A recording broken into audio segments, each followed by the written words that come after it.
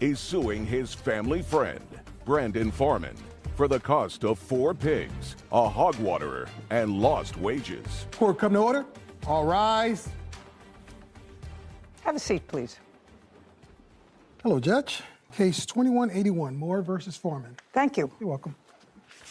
Mr. Moore, you're suing the defendant because it is your claim that you sold him, I believe, 4 piglets, and he never paid you for them. Yes, Your Honor. That's what the case is about. Now, tell me where you live. I live in Pinehurst, but outside of Pinehurst, south, in a valley. Pinehurst is where? In Idaho. So you live in Idaho. Is Yes. that a farming community? Yes, small. Who do you live there with? Me, my mom, and my sister. You have a farm? Yes. How many acres? Right now, 5, yes. We're working on buying land next to us. But right now you have 5 acres. Tell me Yes. what you raise. Right now, we raise cows, pigs, and goats. You own that property? Yes, Your Honor. How long have you owned that property and raised those farm animals? Lived on the property my whole life, raised farm animals since I was about 16. And you sell them for what? I mainly do meat animals, so when it comes to beef, cattle, pigs, meat, goats. But you sell them on their own hoofs. Yes, yep, on the hoof, not by meat. And what do you do, Mr. Foreman? An underground shift supervisor, What is that? underground miner. Do you live close by to Mr. Moore? Live a couple miles above him, How long have you lived there? going on 5 years. Tell me what interest you have in pigs. Me and my buddy, we have a hobby, so to speak. He has cattle at his place, and I have raised pigs at mine. How many acres is your house? Just over 5. All you raise are pigs. Correct. And I assume you sell the pigs for meat. Correct. When was the first time, Mr. Foreman, you purchased pigs from Mr. Moore? Probably 2 years ago now. Okay. How many did you purchase? The first time, First time. I think there was 3. How much did you pay for them? I don't recall. Well, how much would 3 piglets be? I want to say it was 400 and some change. For 3. Correct. Okay. That was a couple of years ago. Correct. Did you sell those pigs? Correct. They're not part of your current lifestyle. No, nope. And you keep them for how long before you sell them? Until they make a certain weight, about 250, 280 pounds. Now, when you buy them from the plaintiff or from anybody, how big are they? The ones that I purchased from Logan were small, probably 30, 40 pounds maybe. So they must eat a lot for them to get to 250. A lot. And give me some idea, because I really don't know the answer to this question. How much would you sell a 250-pound pig for? If they're totally butchered, cut, and wrapped, it's about $800 to $900.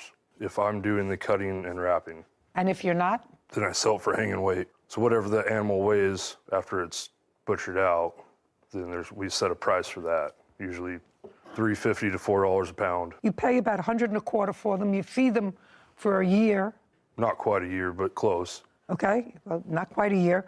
And then you sell them for 6 or 7 times what you paid for them, minus the feed, whatever that is, minus what it is to feed. Except for there's more than just the feed. There's all the time and labor it goes into cutting Oh, and wrapping. absolutely. And But you make a profit. make a profit, yes. And you don't go that route. You sell them when they're young.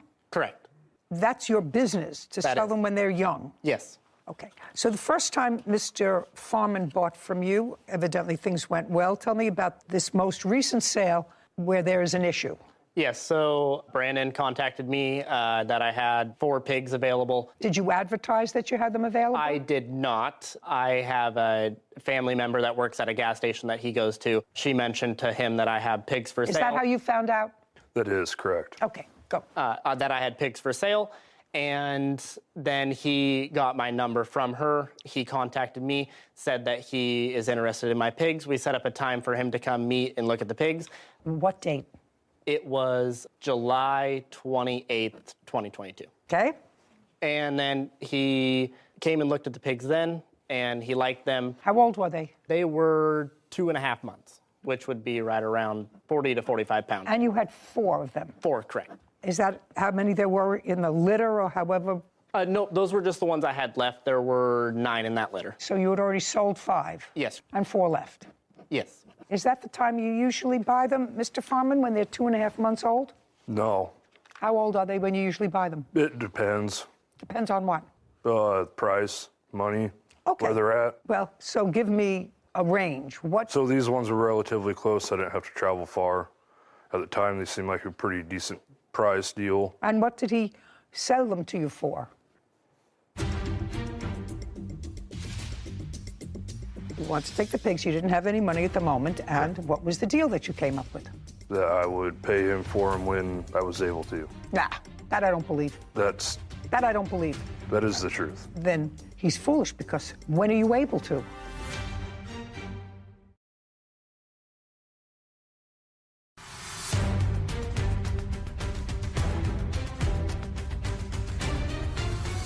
Logan Moore claims his family friend, Brandon Farman, owes for the cost of 4 pigs.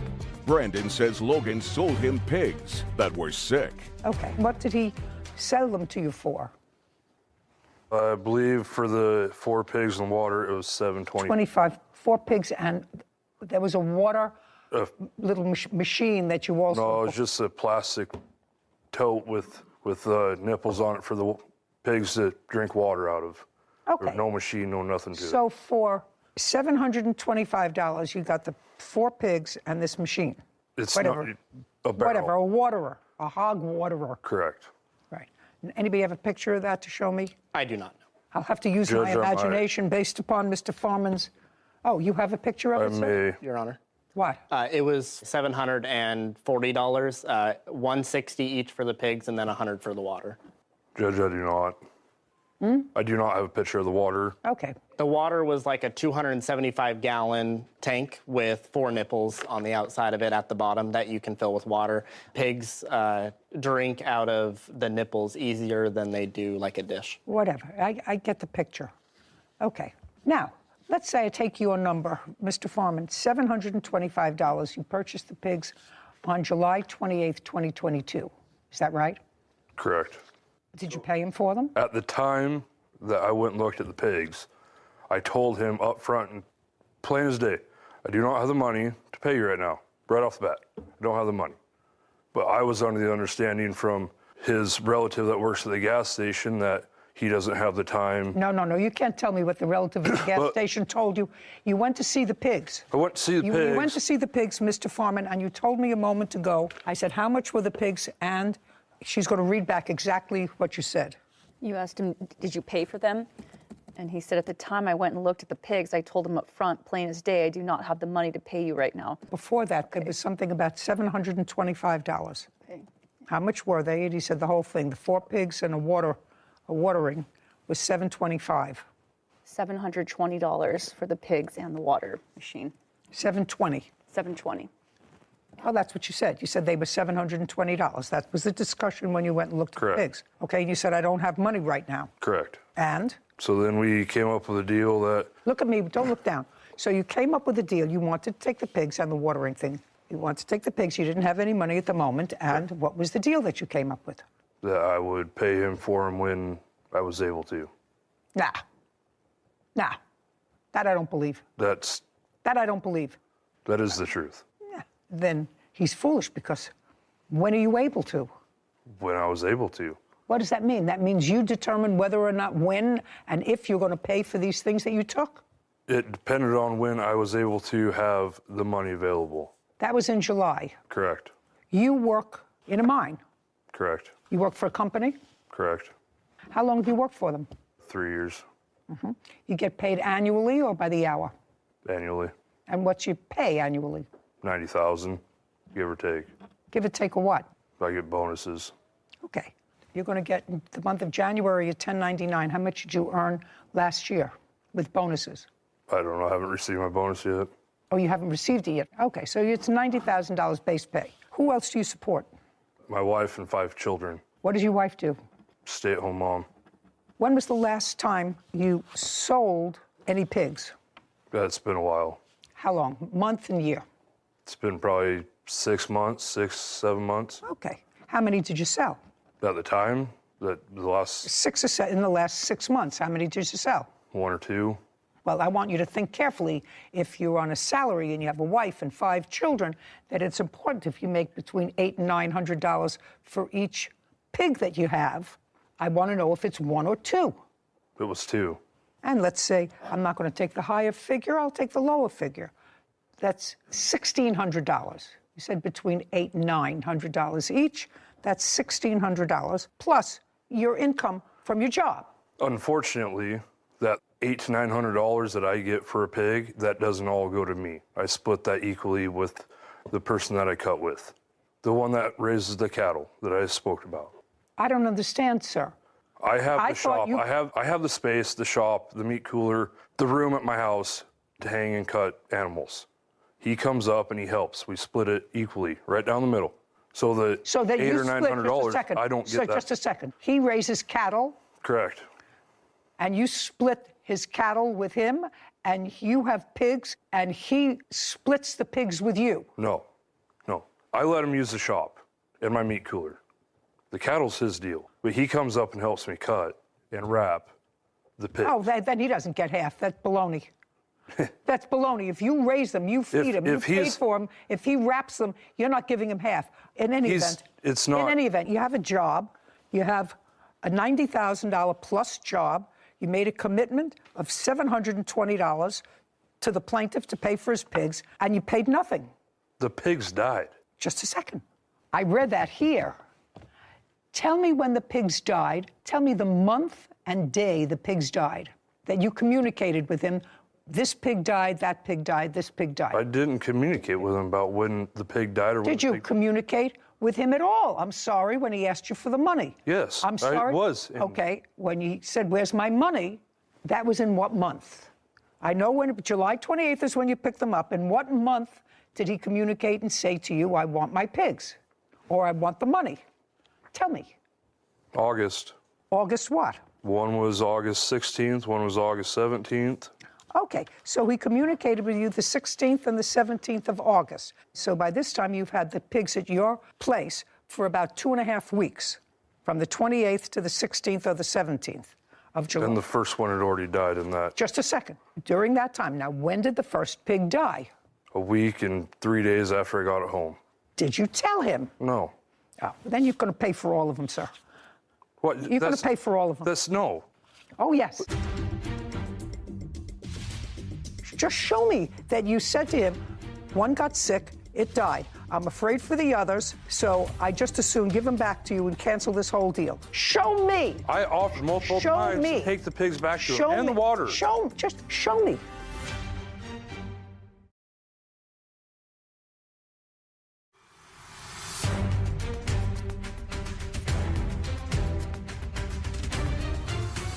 Logan Moore has accused his family friend, Brandon Foreman, of refusing to pay for the pigs he purchased.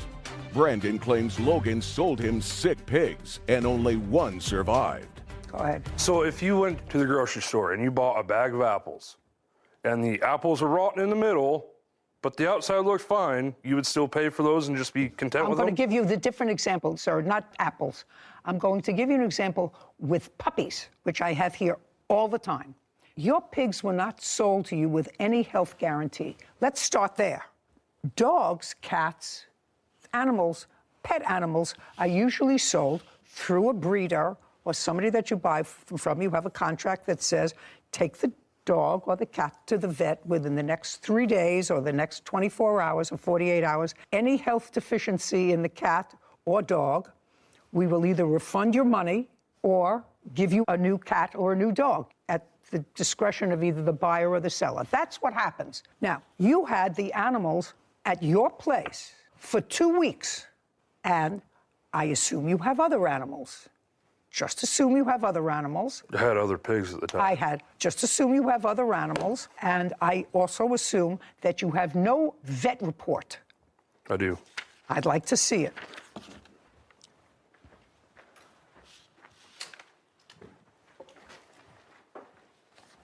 This isn't a vet report.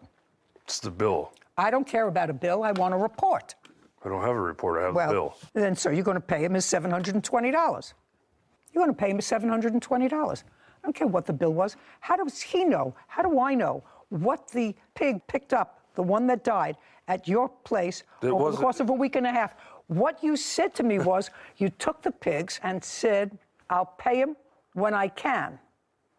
Now they're yours. So I had other pigs at the time, full-grown pigs, that were ready to go. So then I brought these other piglets home. And then the one started getting sick, so then I had to separate the pigs. So then I had to spend all this time and money giving them shots, trying to keep them healthy.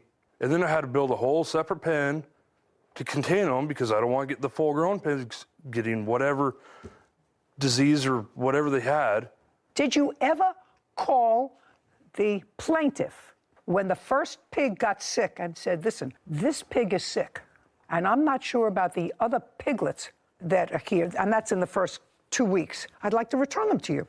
He didn't have any babies at the time because he had sold 5. He had 9 in the whole litter or whatever they call it. Just show me that you said to him, one got sick, it died. I'm afraid for the others, so I just as soon give them back to you and cancel this whole deal. Show me where you did that the first 2 weeks in August. When I first picked up those pigs, just show me. I don't have that. Sir, Because then what I you're didn't. saying is unreasonable. It's not unreasonable. Why do I need to burden him with these sick pigs? But I'm not going to pay for a product that I don't get anything out of. Then you've become the lawyer for the plaintiff, the lawyer for the defendant, and the judge. You said, I bought them. I didn't pay for them. But I shouldn't have to pay for them because now I had to build a whole separate pen. I had to separate them. And this is all without advising him. All without advising him and saying to him, listen, I didn't want to buy sick pigs. It looks as if these are sick pigs. I don't want the extra responsibility. I don't have the money right now. Take them back. Show me. Show me. I offered multiple times to take the pigs back to him and the water. Show me. Show me within the first couple of weeks when one died, so you had to separate all of them. That's the first 2 weeks in August. That's all I want to see. Right here. I'd like to see August it, please. 17th. Okay, great. The one in blue. Shh, I'm reading. This doesn't say anything about sick pigs, sir. August 16th, 17th were the 2 dates you gave me. This was on August 17th.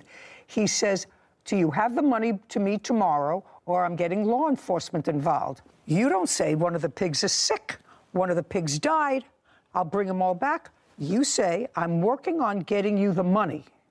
But if this is how it is, then I will bring you back the pigs and all tonight. I have some blank coming up that has taken precedence in my finances. I'm sorry that this has been less than ideal, but this is where I am now. That doesn't say anything about pigs being sick, dying. It says, I have other things to do with my money now. That's what it says, right? But I clearly offered to bring the pigs back. Just a second. That's what it says. He didn't have a buyback agreement from you. Now you have the pigs. Whether they died or whether they didn't die or whether they got sick, you've had them. Now we're in January, August, September, October, November, December. We're in January. We're 6 months later. Judgment for the plaintiff in the amount of $720. Thank you very much. This court is adjourned. Did not expect Brandon to mention sick pigs. They just wouldn't put on weight. They started not wanting to eat or drink anymore. Then they just got real skinny, no matter what I did or the vets did. He never told me. They just ended up passing away. If it was sick, I would put them in a treated pen that I have that's actually on concrete where they cannot pick up any other diseases from the ground. Some kind of infection. And I make sure the animal is even safe for transport. I wasn't going to do the blood test on them to try to figure out. I honestly have done multiple payment plans with multiple farmers. I shouldn't have to pay. And I will do it in the future too. Got frustrated. I'm glad it's over. I don't have to chase my money anymore. So I don't know a lot about pigs or farming or, No. or housing pigs, but I was really surprised at the profit margin that the defendant was explaining. If you buy the pigs at 40 pounds, I'm not also great at math or word problem math questions, but if you buy a pig at 40 pounds for $160, you have to feed it all the way up to 280 pounds in order to sell it to anyone. You have to, I don't even want to think about how much food that requires to feed the pigs. But then your profit, even if he wasn't splitting it with whoever helps him cut and butcher the meat, is only $800 as a high figure. That seems like a very low profit margin to have pigs in your house and to have them in your backyard and build a pen with 5 kids. That just seems like a lot for a profit margin that I expected to be much higher. That's really labor-intensive work. It just blew my mind.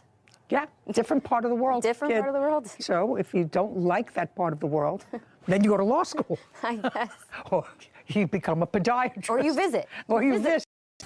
Michael Attar is suing his former clients, Mary and Michael Rhodes, for unpaid demolition work. Court come to order. All rise. Have a seat, please. Hello, Judge. Case 2115, Attar versus Rose. Thank you. You're welcome.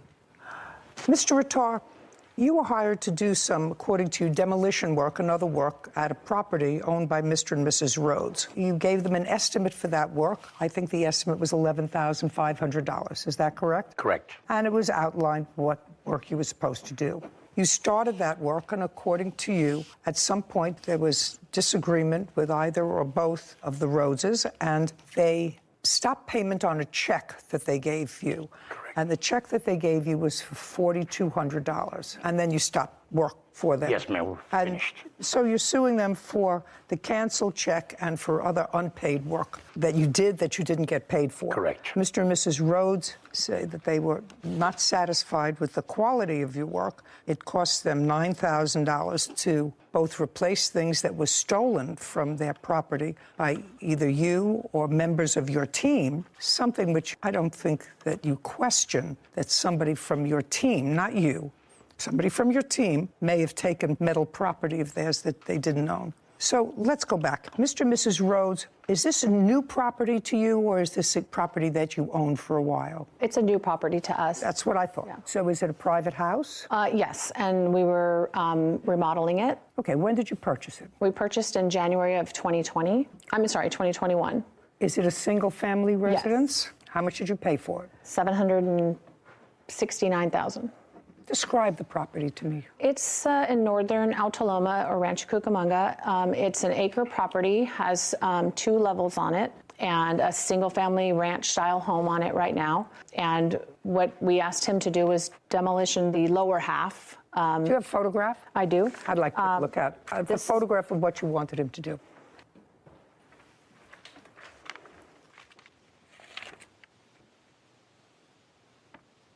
That's what the lower half looked like Okay. before. So this whole portion you wanted him Correct. to demolish, and remove the debris. And grade flat. Is that correct, sir? I can't see from here, ma'am. Okay. We're going to show it to you. To demolish it, flatten it, fill it in. Remove all the debris. Yes. Okay. And did you have a written contract? We did not, Well, that's always a mistake. always. How did you find him? I believe I got his business card. It was on my personal car, I think at Home Depot. We had bought this house, and we tried to find somebody to do the work, but Mr. Rhodes, let me tell you that the best way to find somebody is not somebody who leaves a card on your car at Clearly. Home Depot or any place else. It was a difficult time to find contractors with COVID and everything at that time. And at the time, I'm also going to add, because I read in the paper somewhere at the time, he didn't have a license. He did not. And you knew he didn't have a license. Yeah. That's the first thing I told him, Your Honor. I do not Just a have second. license. They didn't say no, we didn't know. They said we knew. So you got somebody who had no license to do what you wanted him to do, and you got his number from a card that he left on your windshield. Did you ask for references? That's either a yes or a no. No, and I'm not really sure actually 100% on where I found that card. I think It doesn't matter. Yeah. I mean, But he did tell us he was in the process of getting his license, that it was coming. Yeah. I know. What does that mean? It doesn't mean anything. You're two intelligent people. Okay. So you hired an unlicensed contractor to do work on your house and agreed to pay him $11,500. Now, Mr. Attar, the $11,000 included labor and materials. Is that correct? There was no material. It was labor and bins. Well, Bins. that's material, labor and bins to remove Yes, ma'am. all the equipment that you needed Yes, ma'am. to complete the job. Yes, ma'am. I Is got that pictures correct? of before, too, of what I was supposed to do, and I took a picture. Well, no, I have that. You have the wrong picture, Your Honor. Okay, I'd like to see the picture that he has. I was supposed to do from the post all the way to the other post, remove Okay. everything, and the pool and the deck. Mr. Attar, the $11,500 was an all-inclusive figure. Yes, Your Honor. One of the things that became an issue is a bobcat. Correct. from what I'm piecing together, you hired somebody in a Bobcat to do a Bobcat. That's a big piece of equipment that knocks down something. I rented a Bobcat. And somebody who operated it. My worker. You didn't know how to operate the Bobcat. I know how to operate Bobcat, but I was controlling the demolition site, ma'am. I was like many things Just was a going at second. the same time. I had to control everything. Mr. Rattar, something happened with the Bobcat, the original one that you got. What happened with it? It broke down on us. No, it didn't break down on them. It broke down on you. On us. It broke down on you. Yes. So what did you do? I took it back, and next day supposed to deliver me another one, but they sent me a drunk driver and another broken down Bobcat. I returned it. At that moment, I asked Mrs. Rhodes, can you please go down Home Depot, which is like a mile away, so we don't stop wasting time, rent a Bobcat or not. Just a second. Why should she rent a Bobcat, sir? Your $11,500 included the Bobcat. But I was paid for the No. If you're going to pay for it, that's one thing. Then what are you sending her for? If your $11,500 figure included all materials, then she doesn't have to rent a Bobcat. If you rented one that didn't work, rent one that works. How much of a down payment did they give you? Presume was $4,000. When did you start the job? I started the job on 15th of January. When did you leave the job? I was asked to leave on the 2nd of February. On February 2nd? Yes, ma'am. Not to go back, I will call the cops on you. Between January 15th and February 2nd, other than the $4,000, did they give you any other money? Yes, Your Honor, they did. How much money did they give you? They gave me up to $7,000. So they gave you an additional $3,000? Yes, and $1,000 check. Your Honor, that was within the first week we gave him. It doesn't matter to me. My question was between January 15th and February 2nd, they gave you $7,000. Correct.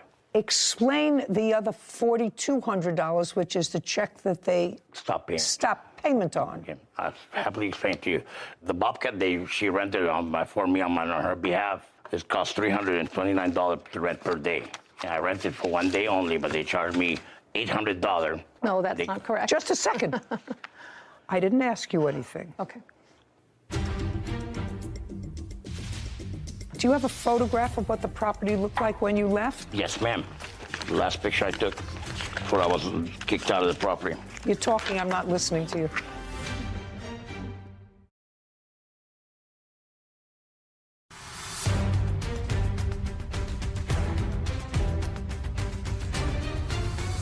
Michael Attar claims his former clients, Mary and Michael Rhodes, owe for unpaid demolition work. Mary and Michael are countersuing for lost wages, equipment rental, and missing property. Now, they paid you $7,000. Correct. They wrote you another check. The final check was supposed to be $5,000, but they only gave me $4,200 because they minus $800 for the Bobcat rental. Just a second. First of all, the total bill wasn't 7 and 5. 7 and 5, even my rudimentary math, is $12,000. That would be $500 more than your agreed contract, which was for $11,500. They gave me $6,500 because they gave me small checks. They gave me the first initial Just check, a second. They gave me smaller ones. Sir, you're the businessman, whether you have a license or not. I asked you before how much money did they give you between January 15th and February 2nd, and you said $7,000. I didn't write it down, Your Honor. Well, you're here asking for money, and you have to write it down. I'm you asking have to for have work some. I've done performed already. And No, sir. And I just did the job, Your Honor. I did 7, 8 other side jobs for them. I don't care whether you did 7 or 8 side jobs. Your original agreement with them was for $11,500, including all material. Now, what you said to me was that they gave you $7,000, and you said they're supposed to give me another $5,000. Well, another $5,000 is more than your quote. Ma'am, the balance was $5,000. How? The initial check, then they gave me $1,000, $1,000, $1,000. How much money did you give them all together that he cashed? $7,000. Then they owed you $4,500, pursuant to your agreement. We agreed to $11,000, not $11,500. $11,500, Your Honor. Anybody have any proof of what the agreed amount was? We had a verbal contract with me, Mr. Rhodes. Fine. I will indicate that it's $11,500. If they gave you $7,000, they don't owe you $5,000. They owed you the difference between $11,500 and the $7,000 that they gave you. Now, one of the things that you disputed, Mr. Attar, was this Bobcat. Who paid for the Bobcat? Show me. They minus it from the final price. Just a second. Was that an argument? The argument about is, Your Honor, is they rented for 1 day, but they charged me 2 days, $800.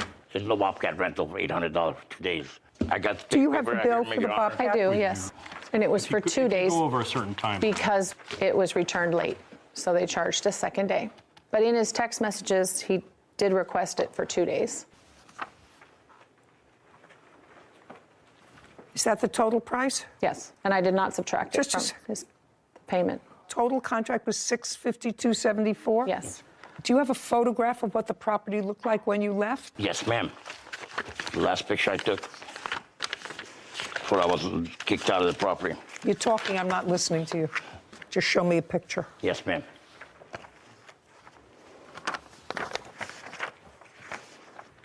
This is not a picture. Mr. Attar, you're the businessman. Yes, ma'am. This is your company. Yes, ma'am. Company requires, A, a license before you operate, which you didn't have. If you do- B, it requires a written contract. You're the businessman. They're people who bought a house who got your number off a windshield someplace. You're the businessman, and you want the parameters. You want them fixed. So I don't know if it's 11,000 or 11,500. Do you understand? Very much, Your Honor. Right. Well, that's your mistake. You look as if you've probably been in business for a long time. 14 years. And is what you're telling me you don't have written contracts? All my contracts are verbal. Then how many times have you been in court, sir? Never. Never. I've never had a stop That's- payment check. Never Well, pays me on time, Your Honor. It's the problem. So when you finished, the debris wasn't all removed. That wood, they kept telling me, don't touch it. Their neighbor, cousin, whoever's going to come pick it up. That was just cut cord wood. No, there's brick, there's wood, there's cement. We cleaned all that. I came personally cleaned Just all a that. second. What I asked you, Mr. Attar, was show me a picture of the property when you left. This is the picture that you showed me. That was the last, before I had more work, I came in and did more. I wasn't taking have pictures. I wasn't pictures. expecting somebody to stop payment on a check, Your Honor. I was have not pictures expecting of that. what it looked like when he left.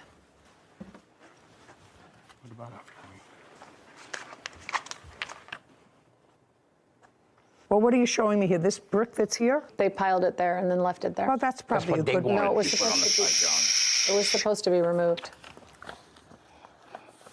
So this is the back. That's the This is- picture of the sagging patio because he removed part of the supports that were holding up the patio that he wasn't supposed to. So it's now sagging.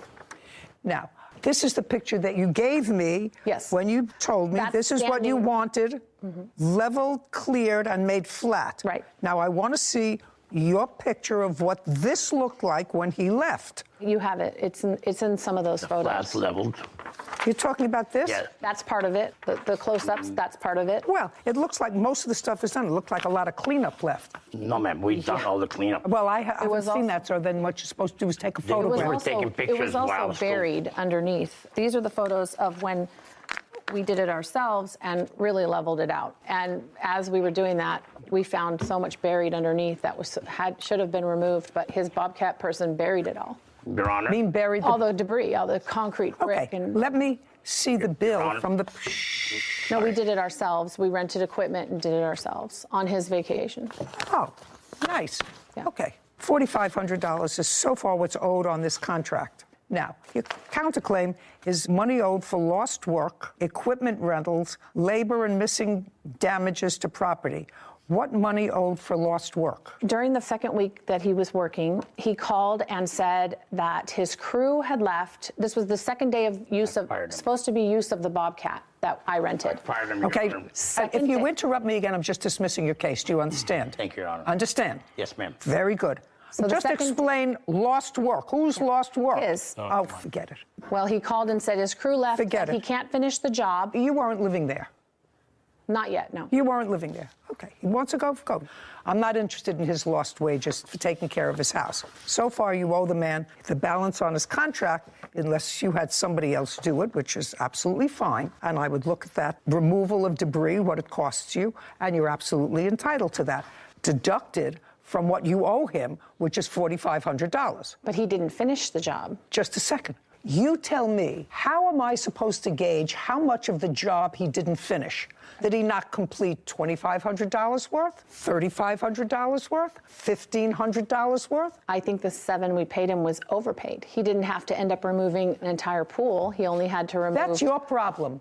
Just a second. I read that. You said it's not a big pool. It wasn't 8 feet. It was only 24 inches. He gave you a price to level everything. Nothing delineated, nothing in a written contract. The pool turns out to be 2 feet instead of 6 feet or 2 feet instead of 8 feet. Well, if he was the contractor and he came out and he looked at the pool, he said, oh, this is an 8-foot pool, and it turned out it's a 12-foot pool, he'd be stuck with 11.5, just like you're stuck with 11.5 because it was shallower. Now, you owe him $4,500 unless you want to produce for me bills that you have for rental equipment, et cetera, and I will absolutely deduct that from the $4,500. Just give me the bills and the amount of equipment. Don't say nothing, Mr. Retard. Mr. Rhodes, did you rent a Bobcat? The one that I cleaned up the yard with? Yes. I rented a piece of equipment. Jump up! Yes. And you know how they pick up metal? No, I don't know that, sir. There's people I'm a that drive down television the street with personality. pickup trucks. I don't know about people driving down the street to pick up metal. I've never had somebody drive down the street and say, I'm looking for metal. They don't even come down my street and ask if I want sharp knives.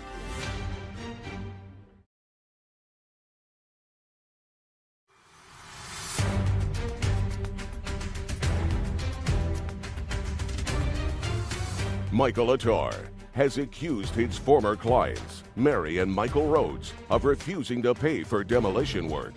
Mary and Michael claim he never finished the job and stole their property.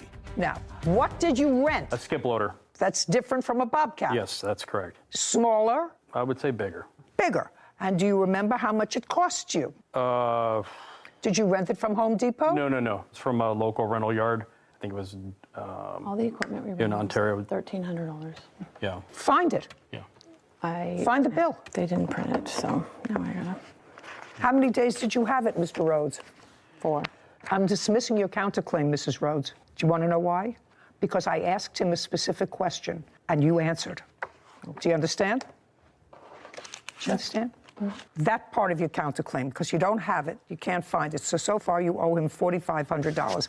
Not $8,600, but $4,500. Now, do you have any proof that Mr. Attar or someone from his team stole copper piping or whatever piping that you claim was missing? Do you have any proof that either Mr. Attar or anyone under his authority took property from you? Yes, we have text messages back and forth. Okay, I'll read them.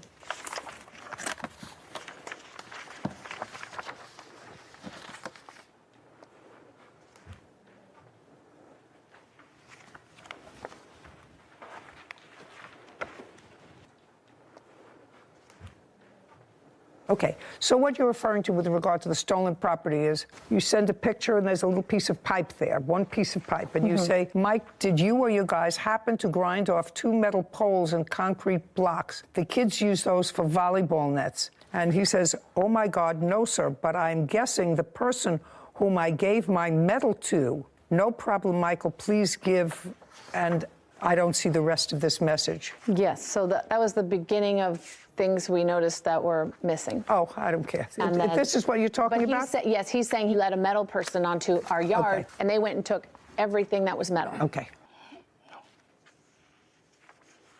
Okay. Now, Mr. Attar, Yes, Your Honor. I want you to tell me about the missing metal on this property. She was standing right there, and there was a metal guy No, that no. drives down the street. And you know how they pick up metal? No, I don't know that, sir. There's people I'm a that drive down the television street with pickup personality. trucks. I don't know about people driving down the street to pick up metal. I've never had somebody drive down the street and say, I'm looking for metal. They don't even come down my street and ask if I want sharp knives. Okay. Do you understand? Very much, Your Do you Honor. understand? Very much, Your Honor. Okay. Who is this person? This person was picking up metal, and I Just a asked for permission. I said, ma'am, Just a could he come second. down the property? Just a second. Yes, ma'am. Was this person picking up metal for nothing? Yes, Just ma'am. a second. Yeah. You're a business guy. Mr. Attar, somebody drives down the street and says, you know, I see you're doing construction. Is there any metal around here that you want me to dispose of? Yes, ma'am. They do a lot. Yes. And then they look around. This is what you tell them. They look around Yes. and they take the metal for nothing. Yes, ma'am. This would be cheaper for me Set it loaded on my trailer and take it to the recycling metal yard. So what metal did they take, sir? I assume Everything you watched. that I gave him. What was did you right give there. them? Nobody went up there and cut no poles, ma'am. Well, they sent you a picture of a pole, sir, and in response to the picture of the pole, you said, oh, my God, I'm guessing the person whom I gave my metal to. I'm guessing. No problem. And then you say later, tell me what it is, and I will either look high and low to get it back or replace it. That's what you say. Yes, I offered to replace it. That's what you say. I offered to Okay. replace it. Now, next question. I need an itemized list of what the value was of the metal taken. No, there's a list of everything. They're listed in there.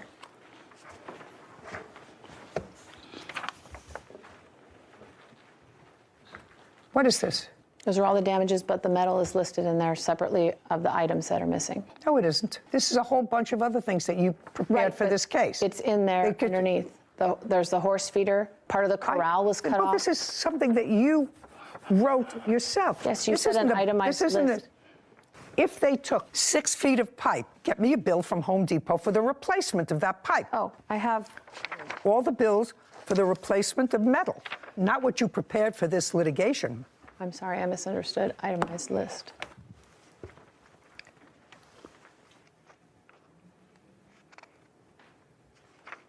Did you take down a horse corral? No, Your Honor, I did not take no horse corral. I have nothing Horse to corral, do. is that metal or is it? It's made out of galvanized metal, yeah. They cut pieces off of that were sticking up to take to recycle, I guess. Just a second. Was there a 4-sided horse corral? Yes. That looked like this? Yes. That they took down? They cut pieces that were sticking up above the horse corral, attached to the horse corral. You're being petty.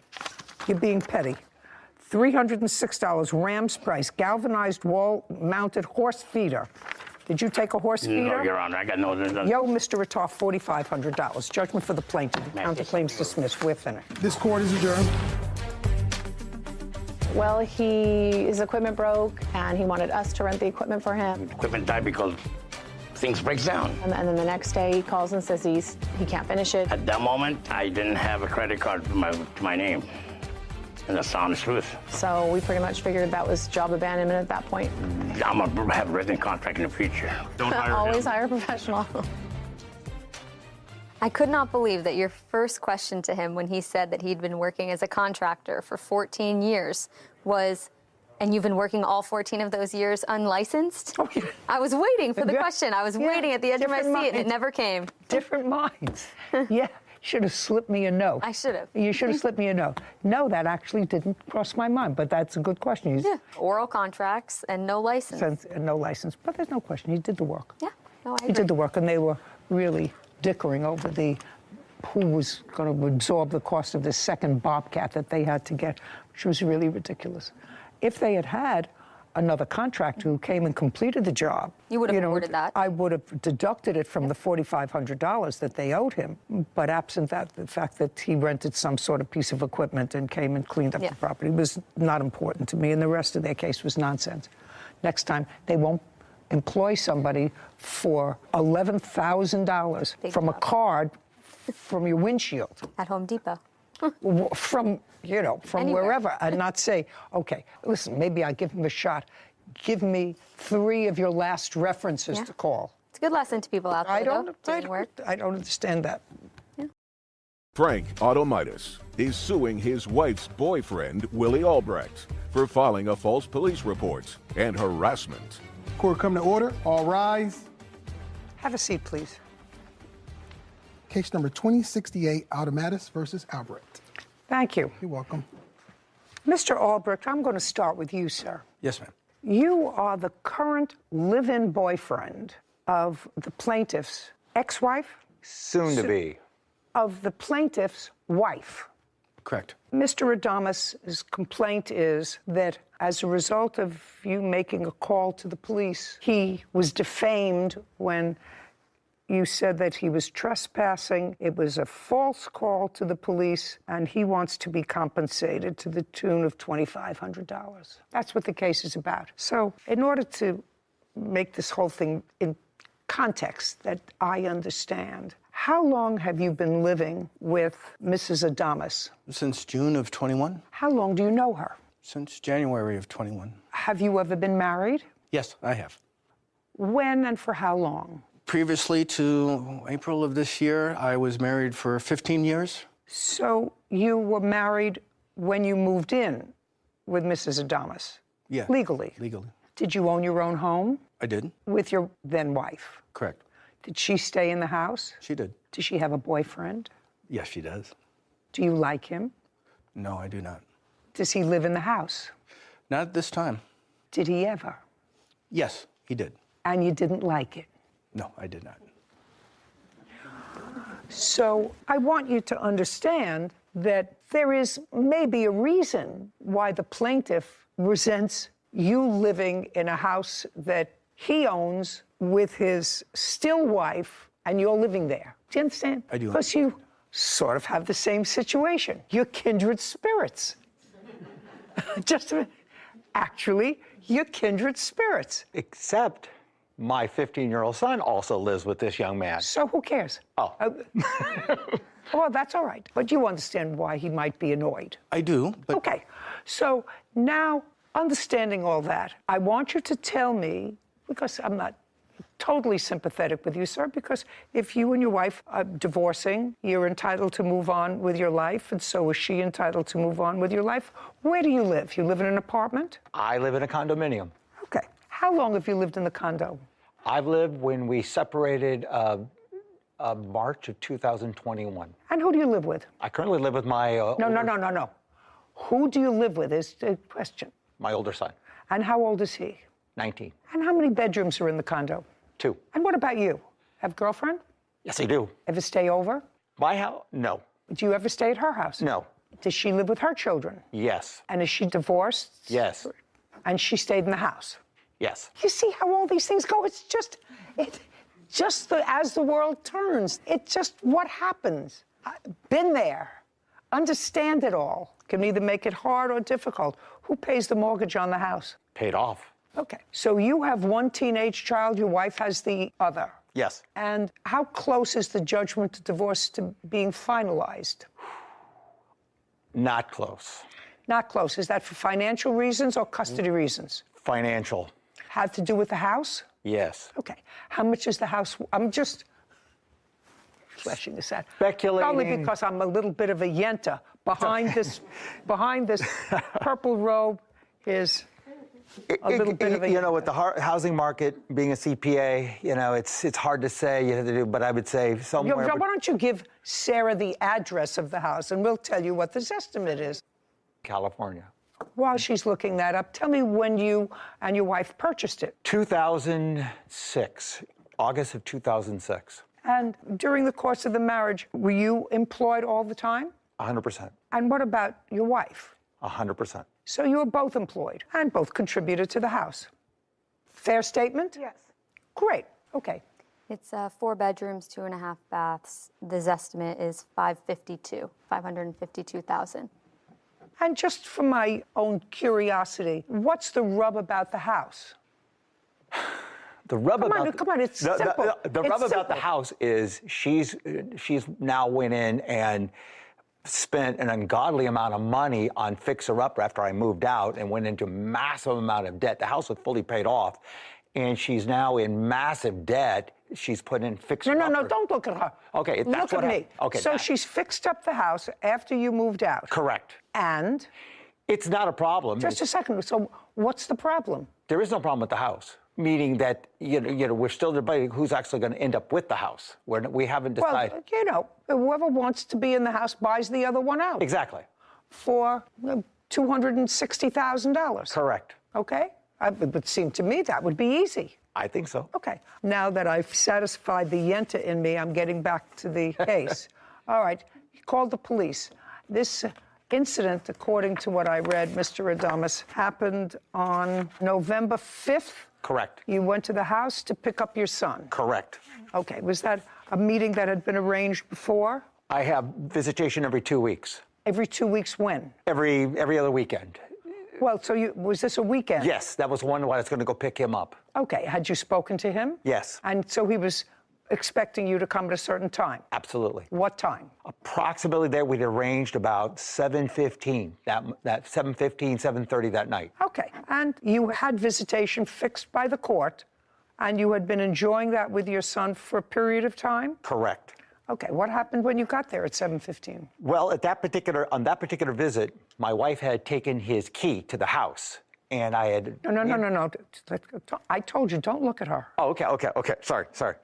Oh, okay. I'm getting sympathetic with her. I just want you to know that. Okay. 7:15, you went to pick up your son, and you were annoyed because your wife had taken your son's key away from him. Correct. And you thought your son should have his key because he was 15. Yes. And? So at that particular time, I No, don't look down. Okay, look at me. I went into the house. I'd never been in that house since I moved out, and so I wanted... How did you get into the house?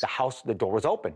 Okay, the door isn't wide open. You mean it was unlocked? Unlocked. Okay, so let's not say the door was open. Okay, the door was unlocked. Correct. Door was unlocked. You don't live there anymore. You live in a condo. Correct. Okay, did you ring the bell? No. Knock at the door? Yes. Nobody, but there's a bell. Answered. There's a bell. There was a bell. There's a bell. Yes. Didn't ring the bell.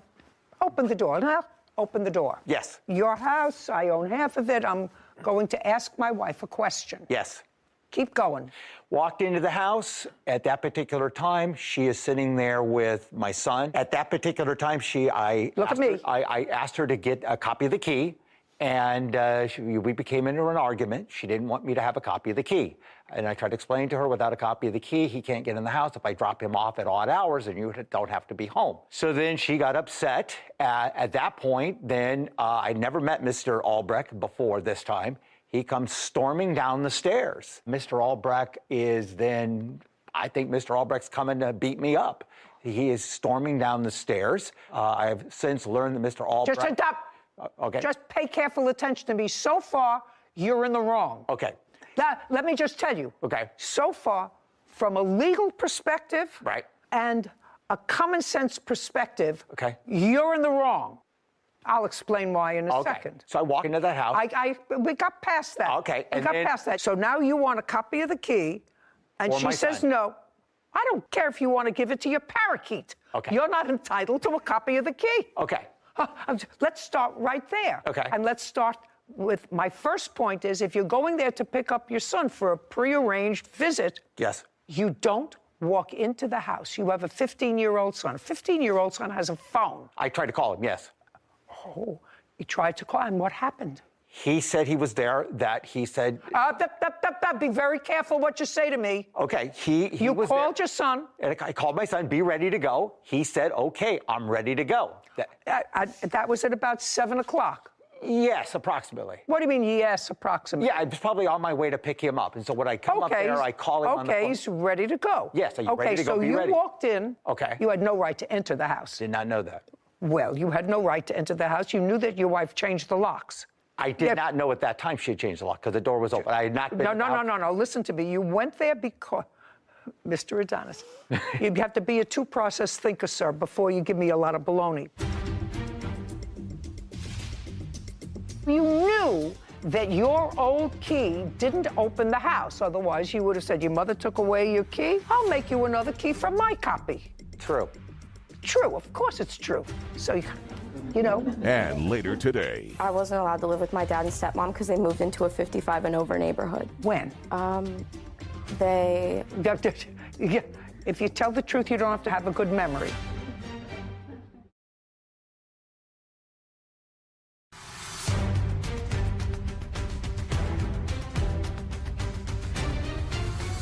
Frank Automitis claims his wife's boyfriend, Willie Albrecht, wrongfully called the police while visiting his own house. Okay, if you needed a copy of the key to a house that you partially own, yes, you would have had a key to the house. Correct. You didn't need a copy to make because you would have had one. Okay. So you knew that your old key didn't open the house. Otherwise, you would have said, your mother took away your key. I'll make you another key from my copy. True. True. Of course it's true. So, you know, so he called the police and he said you were trespassing. No, he didn't say that at all. What did he say? He said he told me I was trespassing. Then he called on the phone, and when he's on the phone with the police department, he is telling them that I am now committing domestic violence. Now, that is a very serious charge. I mean, okay, we can debate about my access to the house, but when you call the police and say that I'm committing domestic violence, which is a crime in the state of California, that's a game changer. So I want to ask you a question, Mr. Adonis. When you walked into the house and you saw your wife and your son, I want to know, when you walked in uninvited, True. Your first words were, "I want a copy of the key." That's what you said. You said, "I want a copy of the key." Would you read that back to me, please, Whitney? I'll go with that. At that particular time, I asked her to get a copy of the key, and we became into an argument. So now you're in an argument and you're a trespasser. Your case is dismissed. Goodbye. Goodbye. Okay. This court is adjourned. Very, very shocking. She's absolutely correct, as she usually is. I had no idea this was going to blow up into World War III. Because he's all about winning. He didn't get his way. He was throwing a temper tantrum. I feel that he's just trying to do whatever he can to keep me out of the picture. He lives by his own rules. He just simply wants me out of the way so he could take over. Let the courts decide. It's always so unfortunate when people divorce. I mean, the story is this. I could have written the script without even listening to the people. But they have two teenage boys, 15, 19 years old. One's chosen to live with the father. One's chosen to live with the mother. Clearly, the son said to him, "Mom took away my key." Mm-hmm. She clearly took away his key for a reason. Mm-hmm. I didn't even want to get into what the reason was, but clearly she took away the key for a reason. Otherwise, she doesn't look like an unreasonable person. Her boyfriend doesn't look like an unreasonable guy. And he was flexing his muscles. Mm-hmm. And the fight is over the house, because I gather that's the only real asset they have. Yeah. Anyway, unfortunate when people don't realize that they have to love their children more than they hate each other. So true. Case 2069, Hastings versus Kammer. All parties, please step forward. Ryan Hastings is suing his former roommates, Peyton Kammer, for a security deposit, personal belongings, and filing a false restraining order. Mr. Hastings, you and the defendant were roommates? I'm not quite understanding. Yes, correct. Clearly, whether you were roommates or in a relationship. What was it? It was just roommates. When did you start to be roommates? In September of 2020. Did you know each other before? Yes. How? We were just friends that met at a party and hung out often. Starting when? That was in December of 2019. And what made you decide to room together? We were both looking for a place to live, so since we both needed that, we found this apartment together. 2 bedrooms? Correct. And you moved in with animals, Correct. I understand from the complaint. Correct. Cats? Yes. How many? I had 2. I had 2. I didn't ask you anything yet. You had 2. And Miss Kammer had 2. Any other animals? No. So you started to live together during COVID. Correct. Were you working? Yes. Was Miss Kammer working? Yes. What was the rent on the apartment? It was $13.65. And you each paid half? Correct. So far, correct? Was everything okay in 2020? September, October, November, December? As far as rent? No, as far as the living arrangement. Oh, in 2020, yeah, we just had many squabbles, but overall, we were just fine. I'm going to ask you the same question. In 2020, everything okay?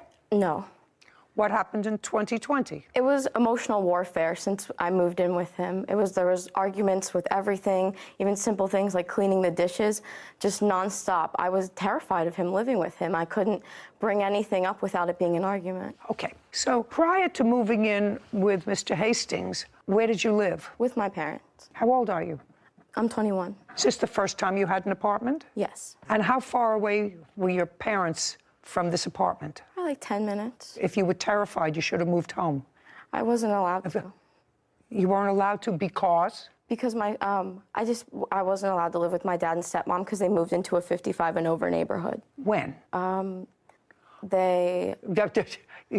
If you tell the truth, you don't have to have a good memory. They moved in a little after I moved into my apartment. I moved into my apartment to prepare for them moving out. I just don't want to hear drama. If you had fights over who's going to clean the dishes, I don't want to hear terrified, unless you're terrified. And if you're terrified and you're 21 years old, you go back to where you came from, to your parents' house. If you're terrified, may not have liked it, but that's just kid drama. So, squabbles in 2020. Your lawsuit says that She disposed of your belongings. She filed a restraining order. Yes. As a result of the restraining order, you were evicted from the apartment. Yes. It was a false restraining order. You hired a lawyer to appeal the finding of the judge Yes. that you had harassed her because this restraining order was based on harassment. Yes. May I see a copy of it, please? I have a copy of the restraining order. Of the order or what it was based on? It said what it has the whole thing. It says what it was based on. Yeah, I see what she has. It doesn't look like it was what it was based on.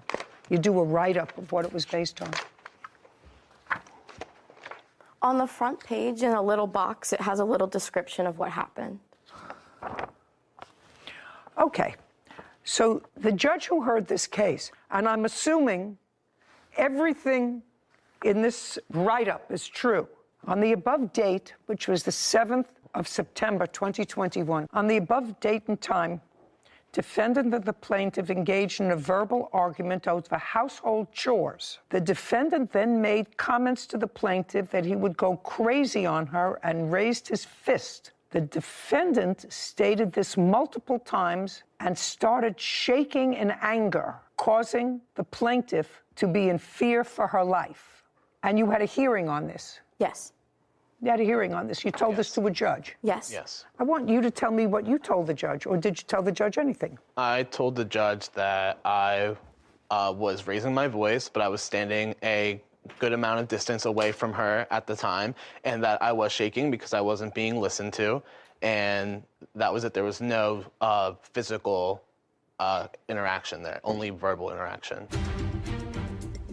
Did the judge say to you, how would you describe shaking in anger because you weren't being listened to? I was shaking just because I was angry. I was just trying to keep my composure. Well, that would frighten me.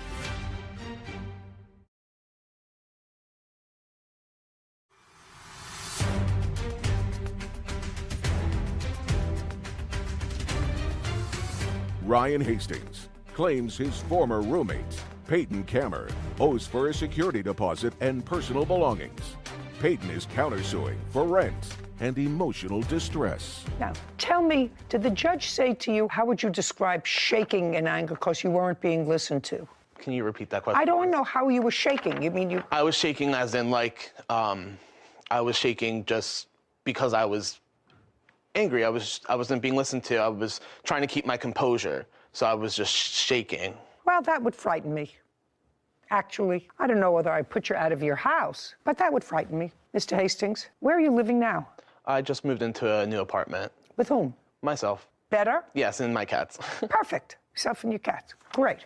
No, I'm going to tell you, Mr. Hastings, if that happened to me with a man who was larger than I was, that might frighten me if he appeared out of control. So I'm dismissing that part of your complaint, which seeks damages for a false restraining order. Okay. What you actually just testified to me, and I took everything that she said in her complaint against you.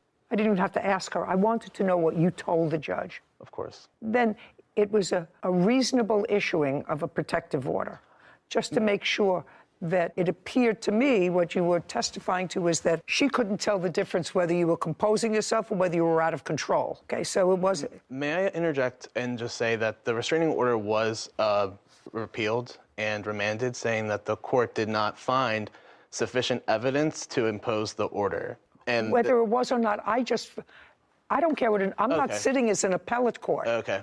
I'm sitting as a trier of fact for the first time in your civil action. And what you told me, in my judgment, was sufficient for a judge to say, you know, I don't want to preside over an assault case or a homicide case. This guy says he was shaking. She says he was shaking in anger. You say I was shaking to try to maintain my composure.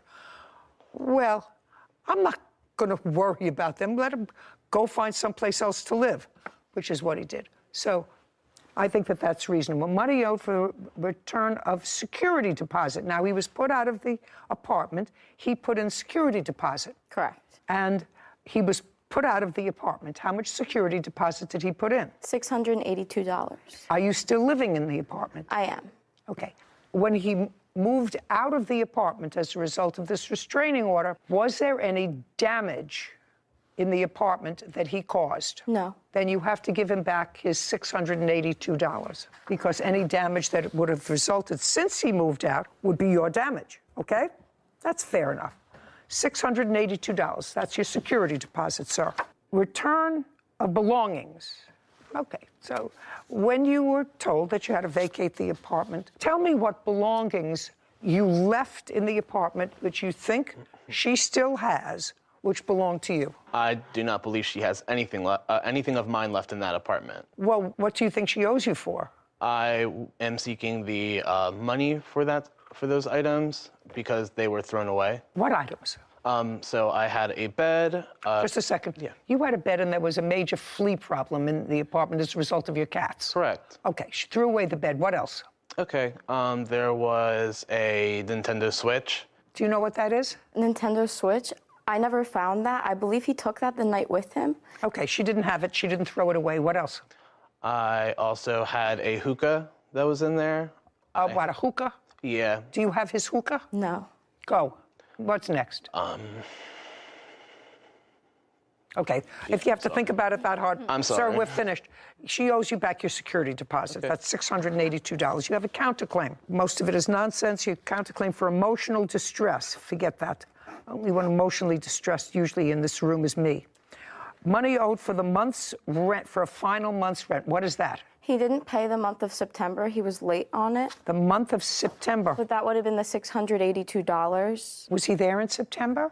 September 1st would have been the day that the money was due. No, when did he vacate the apartment as a result of your restraining order? September 7th, when the night of the mistake, but he was late on rent often. $682, that's what he gets. Yes. As he gets a security deposit back. Your counterclaim's dismissed. We're finished. Thank you very much. Thank you. This court is adjourned.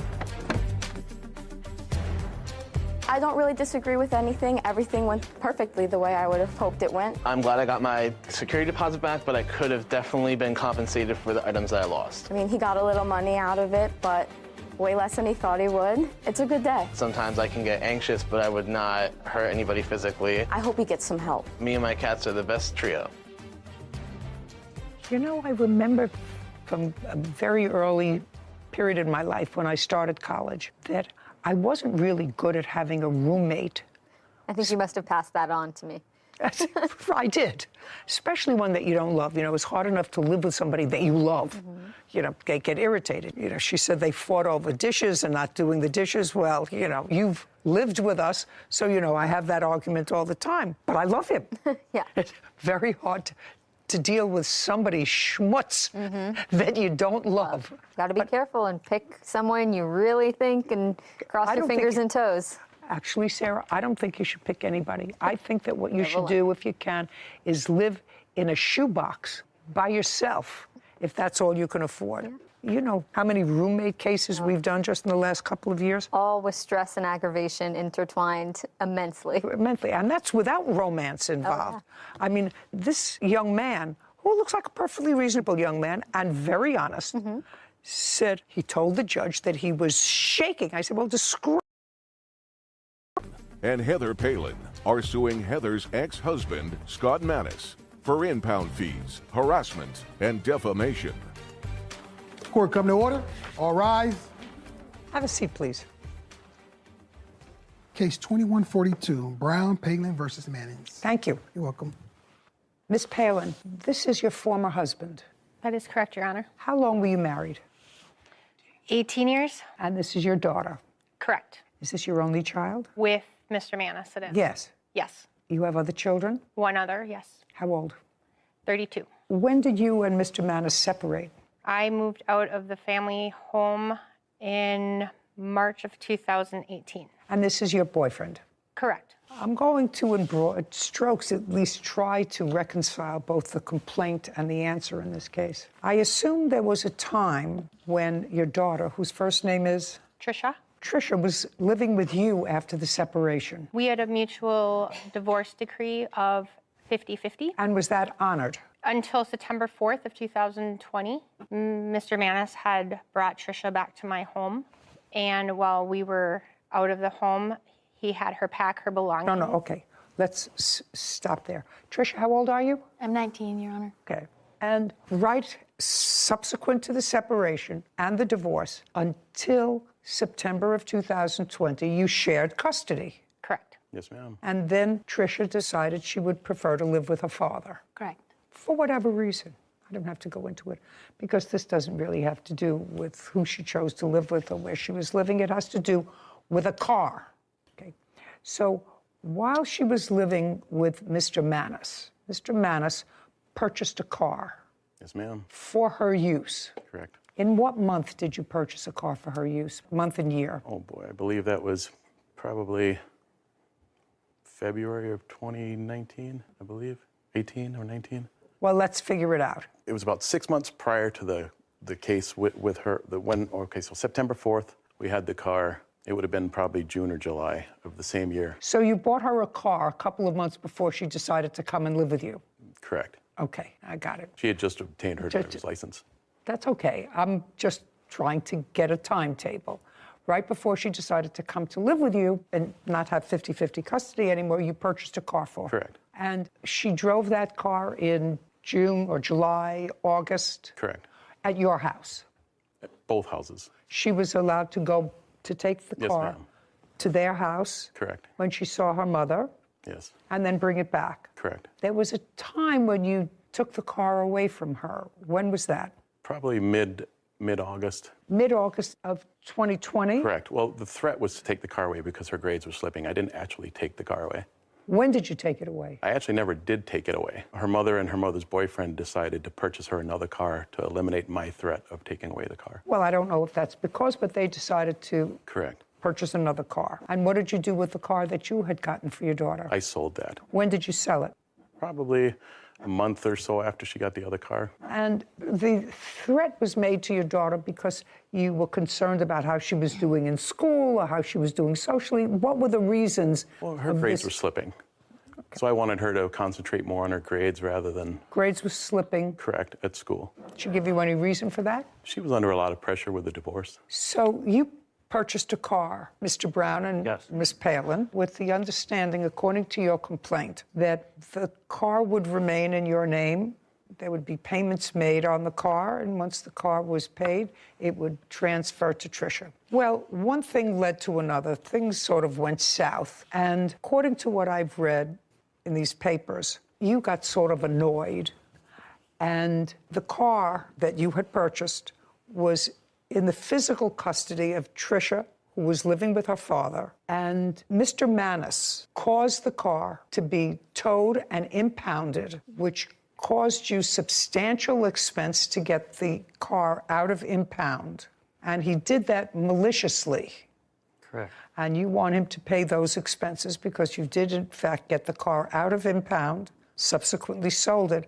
How much were the impound fees? $1,565.22, Your Honor. Okay. And Mr. Manis, in defense of that, acknowledges that he towed the car, your car. He towed the car, which was at your house?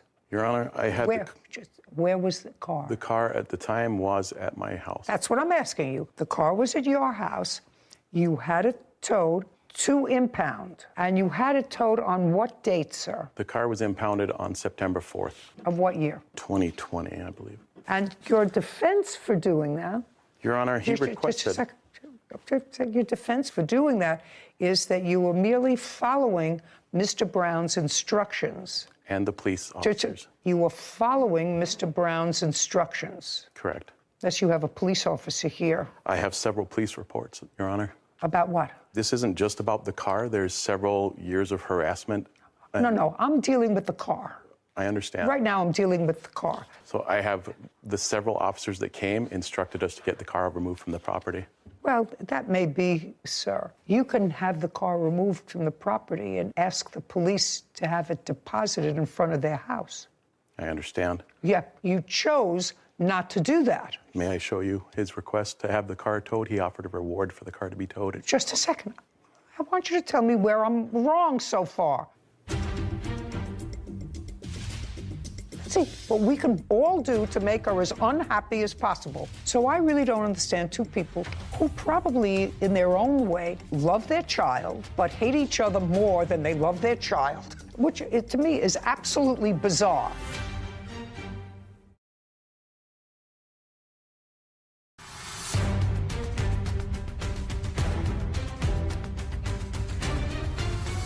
Curtis Brown and Heather Palin claim Heather's ex-husband, Scott Manis, owes for impound fees. Scott is countersuing Heather for filing a false CPS report. Okay.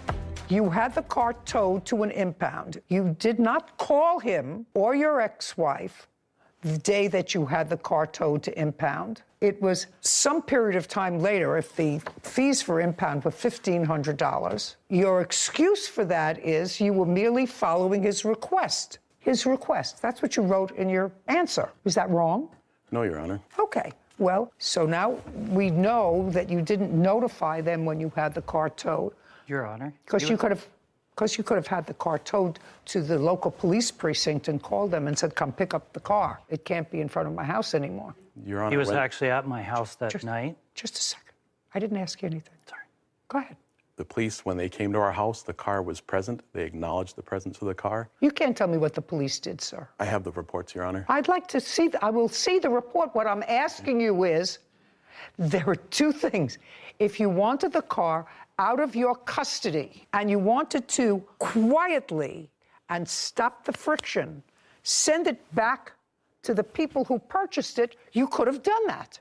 You chose not to do that. Your Honor, the reason I chose not to do that is because of I have several false allegations from CPS, the police. I did not choose to have any contact You with don't them have to have any contact with them, sir. in order to... You don't have to have any contact with them. Just like you paid a tow truck company to take the car to impound, you pay the tow truck company, you live in a private house or an apartment. Private house. You have the tow truck company drop the car off in front of their house. Now, after you had the car towed to an impound company, did you contact them in any way? No, I didn't. No. I was instructed Did you not ask to the by the police to contact them and tell them? The police knew, yes. I didn't ask you what the police knew. You can't tell me what the police knew. So you had the car towed on September the 4th. And when were you notified the car was in impound? I received certified letter on September 26th, which was a Friday. It said to contact them Monday through Friday between 8 and 4. Just a second. You received that on September 26th. Yes. Is that the first notice that you had that the car was impounded? Correct. Yeah, that's Okay. So now the onus is upon you, Mr. Manis. I want you to prove your defense to me, and your defense was you were following Mr. Brown's instructions. Yes, Your Honor. Okay. That's all I want to see. Here you go, Your Honor.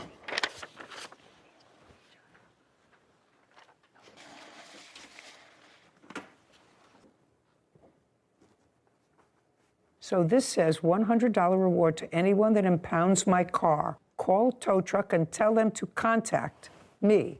Yes, Your You Honor. know this number. Yes. Yes. Well, did you do that? The tow company sent them a letter on 9/10 of 2020, and I have the proof of that also, Your Honor. Yeah, I would like to see what you're looking at. That's not on September 4th. No. That's not on September 4th. 9/10, they sent that out, Okay. the notice. Let's see.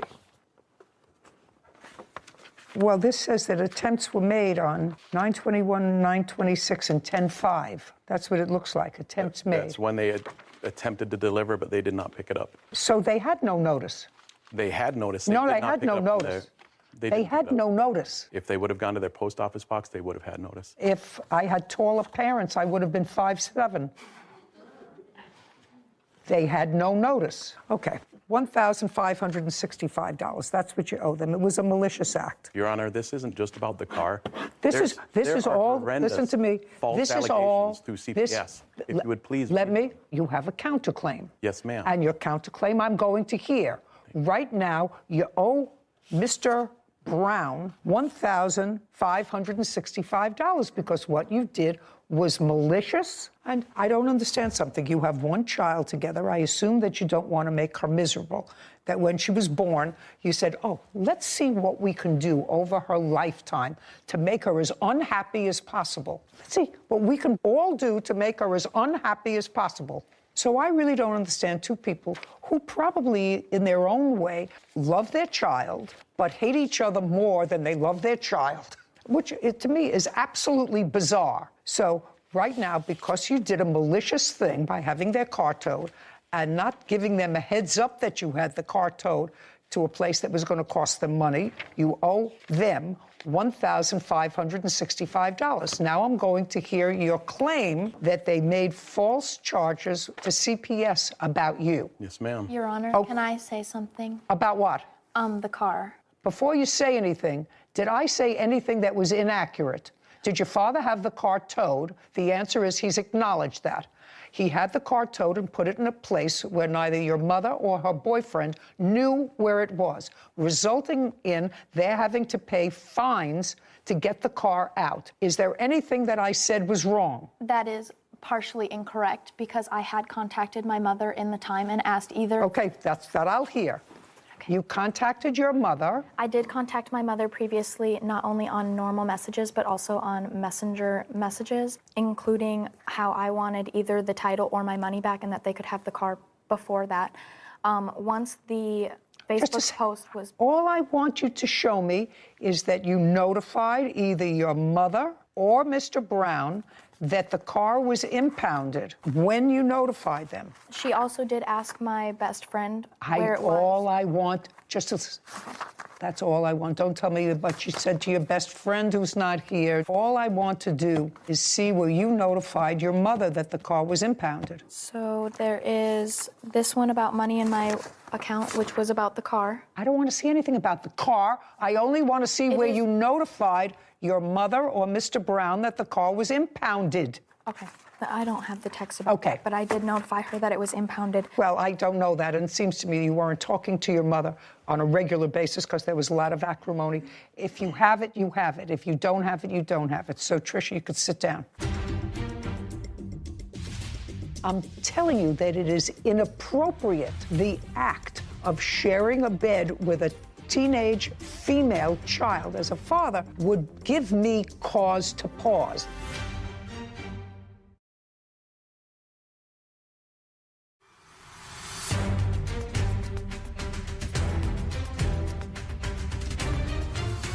Defendant Scott Manis has accused his ex-wife, Heather Palin, of filing a false report with Child Protective Services.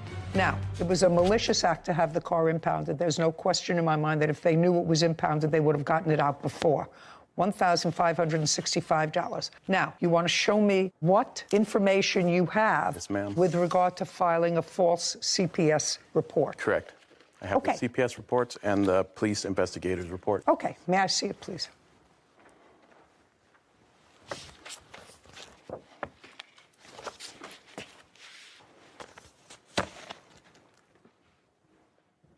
This report, it was in September of 2020. Yes, ma'am. Okay. It's been several years of these reports and just disgusting allegations. So you filed or you made allegations to Child Protective Services? CPS actually contacted me, Your Honor, regarding several calls that they had received for the welfare of my daughter, Tricia. In what year? I was contacted, I believe it was 2019, and again in 2020. They contacted you? Correct. For what? To do an interview because of a claim that was made regarding Tricia's safety. That were made by an anonymous source? I don't know who made them, Your Honor. In Minnesota, you can't make multiple reports by one person. I cannot call day after day to make reports.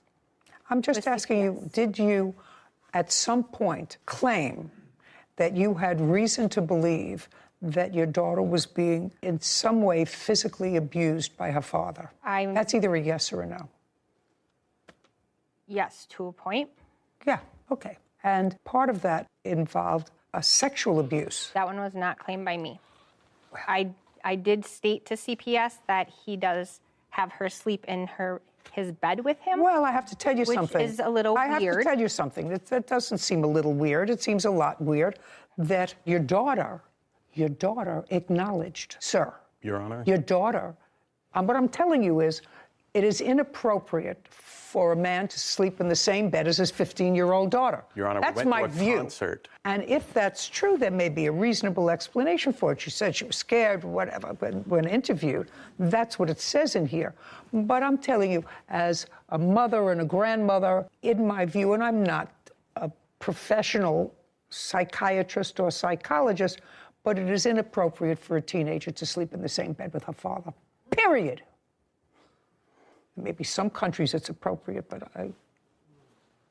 Your Honor, we went to a concert. What? And shared a hotel room at a... No, that's not what your daughter said. No. That's not what your daughter said, sir. May I finish? Yes. When she was going through all the stuff with the divorce and everything, she came into my room. I was asleep. She laid next to me. I'm asleep. Listen to me. I'm not suggesting Your Honor, that there's anything nothing inappropriate... Sir, absolutely right. understand this.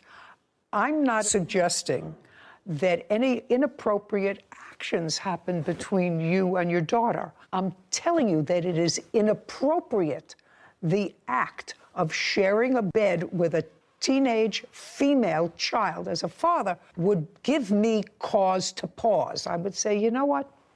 That's not a good idea. It's especially, sweetheart, it's especially not a good idea when parents seem to be feuding. It's grist for the mill. You may want to go and, if she's scared, say, sweetheart, I'll go and sit in a chair in your room. Many times. In your room. Many but times. But please, this is inappropriate. Do you understand? It's inappropriate. Did you read the detective's statements in there? No, I'm not interested in the detective statements. Obviously. If what your daughter says is true as a result of the investigation, then there was reason for somebody to suggest to CPS to do an investigation. So, listen, bottom line, I can't tell the two of you to stop feuding. I can't. You either hate each other more than you love your daughter. That's the answer. And this court can't fix that.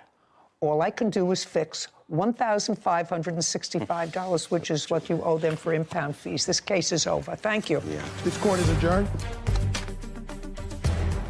I think the judge is wrong. I am thankful for the judge. She didn't read all the evidence. Multiple pages weren't read. He's very good at manipulating others. And multiple accusations. And being the person that, oh, pity me, feel sorry for me. False allegations to CPS. My ex-husband decided that he would show me. No, I was trying to get my daughter her money back or the title to her car. He actually had the car as of August 24th.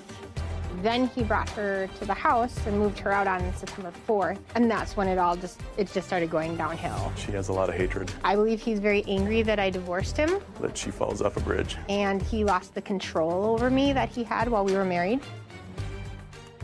You know, Sarah, I've been doing these family cases for probably 40 plus years. And it always makes me sad that the mother, the father, even the new boyfriend, there is a window in life when you feel relatively healthy, nothing hurts you, you don't have a bad back, you don't have to worry about indigestion, you can walk around without a walker, you look pretty reasonable, and that you will take years away from that good time to create negativity around not only yourself, but the people that you love. I think that's great advice. I always said to people, both men and women, that, you know, it's one journey. You can take that journey and put as much positive energy into it. Yeah, I just felt bad for the daughter. I mean, I know she's grown now, 19, but still 19, it still hurts your feelings to hear and see that your parents hate each other more than they care and love about you. Well, maybe that statement will make a difference. You never will know. Make a difference, because I'm sure it's not true. Yeah. I have a feeling. But when it's said to you in a court in front of your child, hopefully they take some action on it then. Well, hopefully they'll say, boing, you know. I mean, she has a new boyfriend, and he's got his daughter who's living with him. They should be happy. Yeah. And they're divorced. Close the book and move on. Close the book. Yeah. Her mother and her boyfriend should get a puppy together. Well, they should Not until they get married. Not until they. But do something. This is a grown young woman. Have a healthy adult relationship with your adult child. Right. Yeah. Not over a car. But you know, teenagers do crazy things for a car. I think that some teenagers would live with Satan.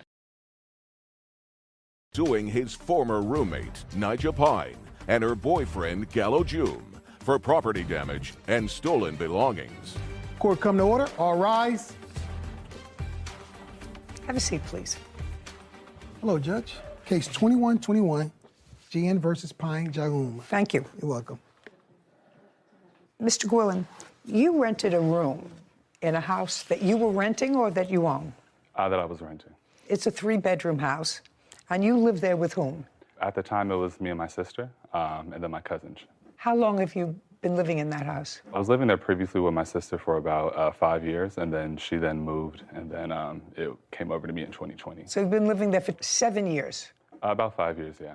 When did you decide to rent a room? She came to me around early May, saying that she was going through a situation with her previous roommate. That would be you. Sorry, Nyjah, yeah. Sorry about that. How did you know her? We worked together as servers. But then she came to me on the job saying that she heard that I had a room available and that she was going through it with some of her previous roommates before. She said she needed some place to stay, so I told her that she could stay with me until she got on her feet. Is that the conversation? No. Okay, so let me hear your version of the conversation. So someone did tell me he was renting a room. I did need a room for rent. As we all know, COVID did happen, so I wasn't in my place I had stayed previously. I was moving. And so I went to him and I said, hey, I heard you had a room for rent. He's like, yeah, girl. And I'm like, yeah. So I could pay, I can move in now, basically. Because I came to him May 31st, moved in June 1st, which was the next day. And he was like, yeah, girl, just pay $800 a month. Just give me $1,000 to move in. You're going to love it. You're going to love it. I'm like, all right, for sure. It's like, it'll be month to month. And that was it. It was never like till you get back on your feet. It was never like a helping hand. I paid to move in with him. He never said it was a helping hand. Well, he did just state that I was going to be staying there until I got back on my feet, which was never the case. I was staying there. But you needed a room. Yes. Okay. And the rent was $800 a month. Yes. And he asked you for $1,000 up front as security. Yes. And when did she move in? She moved in on May 30th, Your Honor. When did she pay you for June's rent? Immediately. So the day that she moved in is when she gave me the money. So she paid June's rent? Yeah, she did pay June's rent, yes. And what about July? She paid for July's rent as well, yeah. And what about August? She did pay for August rent, but she does owe me for utilities. She's about 2 months backed up on utilities. What about September? We weren't there for September because the altercation already occurred on August 27th and 28th. Okay, so she was there for 3 months and she paid you for 3 months. Yes, ma'am. Your complaint is that there was an altercation, and at some point during her tenancy, she brought in her boyfriend who's going to uncross his arms. Yes.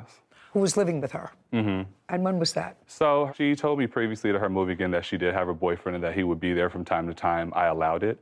During his stay and while they were there, they were always arguing. It was like commotion, like every other night. He would punch holes in the wall. They would constantly get into fights. So what happened to how this whole thing got about, one day I had came home and I actually have the messages here. Those are the messages you had on your phone? Yeah, between me and her men, yeah. Okay, may I see those? So he was May I see standing them, outside please? of the building. I came home around. Just a second.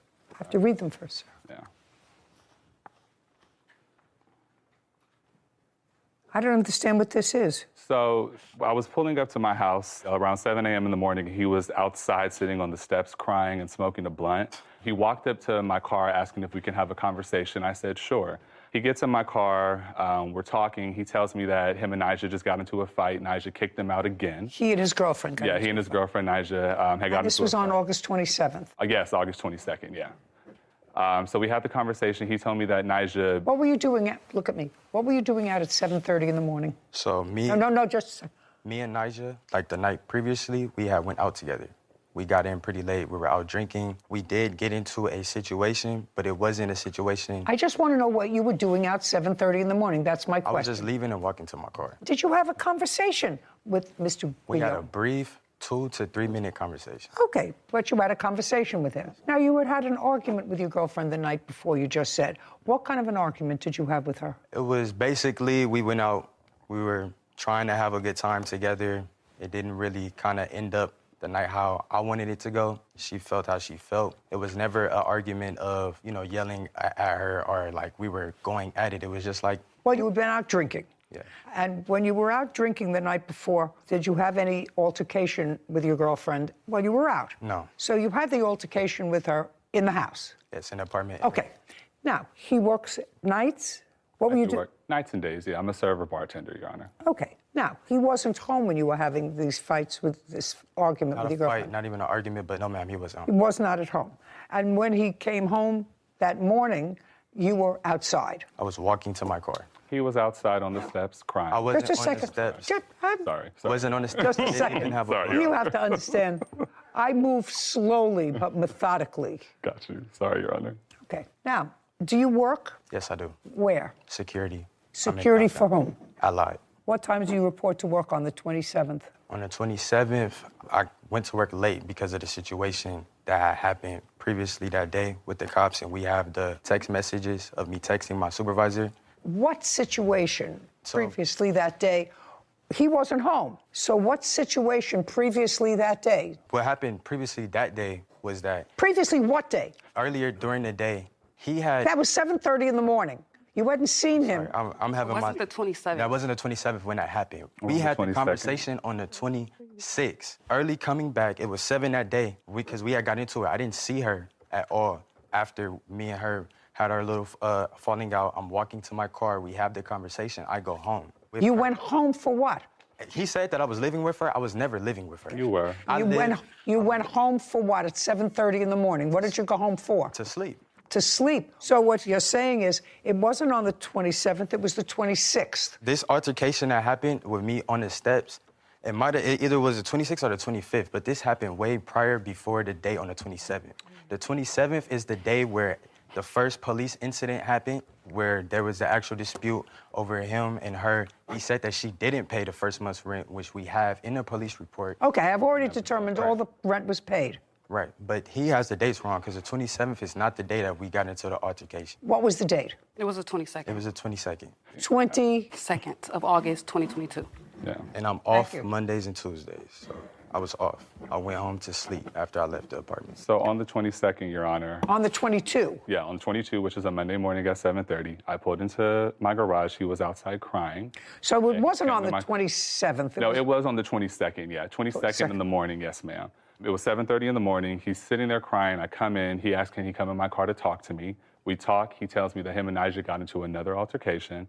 She hits him. He stops her from doing what she wants to do. He said that Nija expressed that she's talking to other people and that she just wants him to leave her alone. He then asked me, do I know about her dealing with any men or anything? I tell him I've only seen her with one guy. It was some light-skinned dude who she went to the bowling alley with. But other than that, I didn't see anything. I told him, with me being 25 and him being 20, I said, you're a young man. You have your own car, you got a place, you're doing stuff. You should be living life. You shouldn't be, getting beat or dealing with all this stuff. Just be young and live your life, That's when he then... Okay. Yeah. Did you have that sort of a conversation with him? Not at all. Okay, tell me what... The conversation was 2 to 3 minutes. I never entered his car. I was walking out. No, tell me what you said to Yes, him. I told him that me and her got into it. You might not see me around here. I don't know what the situation is. And he did tell me, focus on yourself.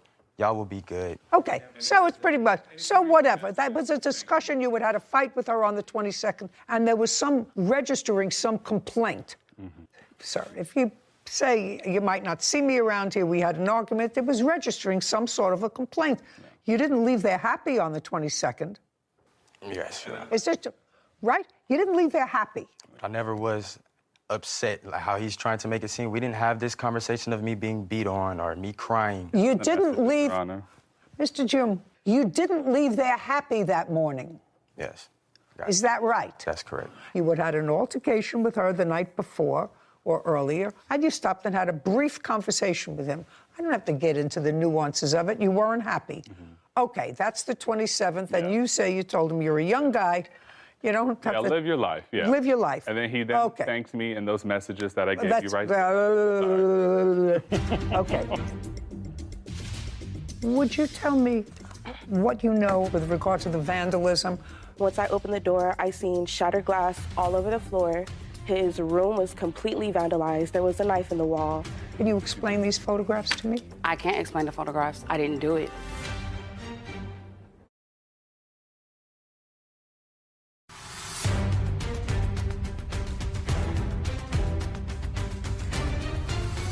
Carlos Guillen claims his former roommates, Nija Pine, and her boyfriend, Gallo June, vandalized his property.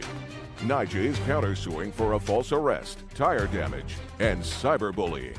Now, 22nd moves into the 23rd, 24th. Anything happened the 23rd, 24th, 25th? On the 26th, I had got a phone call from one of my friends saying that Nyjah, at the place that we were working at, was going around telling people that I was trying to sleep with her boyfriend, saying that I'm trying to make him gay and that I go for straight men. Just a second. All this stuff. Just a second. That's all hearsay, by the way, unless you have a witness to that. Yes. And I assume that you could have a witness to that if you like. Did you, Ms. Pine, have any conversation at work with any of your colleagues about discussions that the plaintiff may have had with your boyfriend? Yes. Okay. Your Honor. Do you remember who?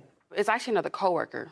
That Coworker. is a mutual friend between us. Okay. And without going into the text of the conversation, were you registering complaints about Mr. Gilliam? Yes. Okay. Your Honor. That's all. That's all that's So relevant. with that being said, that following morning on the 27th, I then walked up to her room around 8 o'clock because, you know, she's living in my house. I'm helping her out. She's talking about me at my place of business. So I went up there to go ask her, you know, what's going on, what's happening. The moment I go up there, she's like, you're this and this and this. We start arguing at this point. Like, we're both yelling at each other. It's getting heated. She then tells me that she's going to have some dudes come and beat me up since I want to argue with a girl and all this stuff.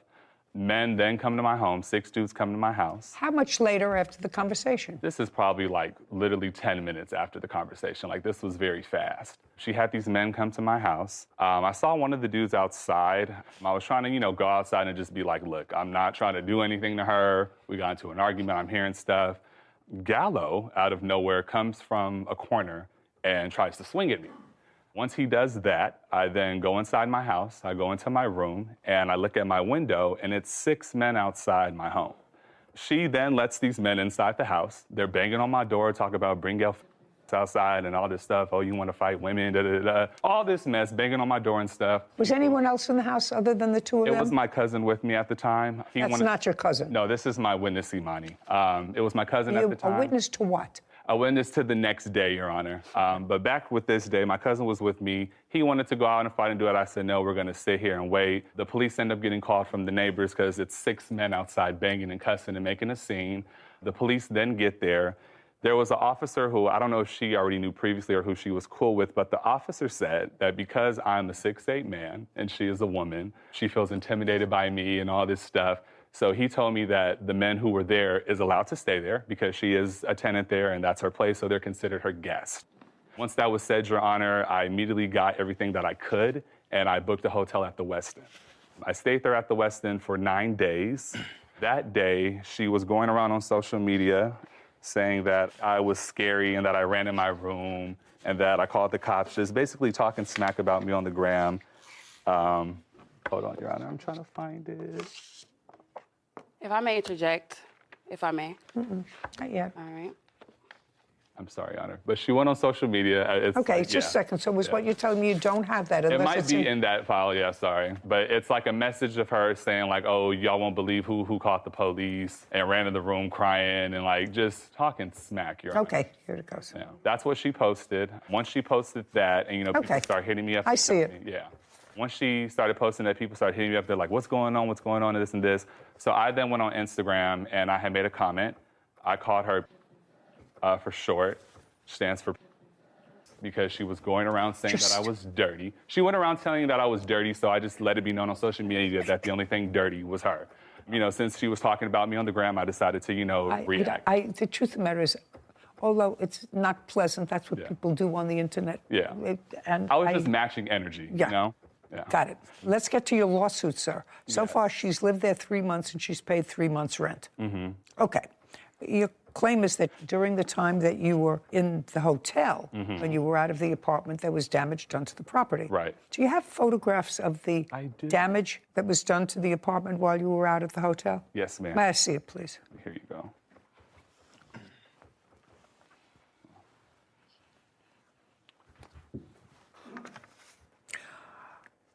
Where did you go when you finally left the plaintiff's house? After I got my U-Haul, he dropped me off to my uncle's house. And I stayed On what there. date? So I went there the night of the 27th, August 27th, 2022, and I came back the next day on the 28th to get my things. Okay, so he left on the 27th, you left on the 27th after he did? Yes, ma'am. Did you leave as well with your girlfriend? Correct. Where did you go? I went to my grandfather's house where I was staying And how long have you been staying with your grandfather? all my life Where do you live now? with my grandfather. And where do you live? With my uncle. When you finally got back into your house, Mr. Gwillian, this is the way you found it. Yes. On what date did you come back? Did you find it this condition? That was August 28th, Your Honor. August 28th? Yes, ma'am. Okay. I had woke up to a whole bunch of phone calls from my witness, Imani, and a family member saying that they were there. They No, saw don't. the place. If you want to stand up? Yeah. Would you tell me what you know about what happened on the 27th/28th of August with regard to the vandalism? I wasn't there the 27th, but we had a conversation that led to me coming to the apartment. So I came to the townhouse, retrieved the key to get inside of the house. Once I opened the door, I seen shattered glass all over the floor. His room was completely vandalized. There was a knife in the wall, but this was all like downstairs. Once I realized— I'm going to show you these photographs, and I'm going to ask you if these photographs are a true and accurate representation of what you saw when you walked in on the 28th.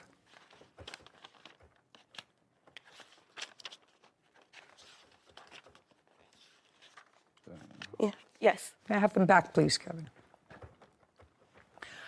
Have you been to Mr. Gwillian's house before? Yes. Was it always in good order? Yes. He's a clean freak. You moved out on the 28th for how long? I moved out on the 28th. I didn't come Permanently? back after that, yes. Permanently? Yes, Your Honor. Have you seen these photographs? Yes, I did. Actually, his family member sent them to me.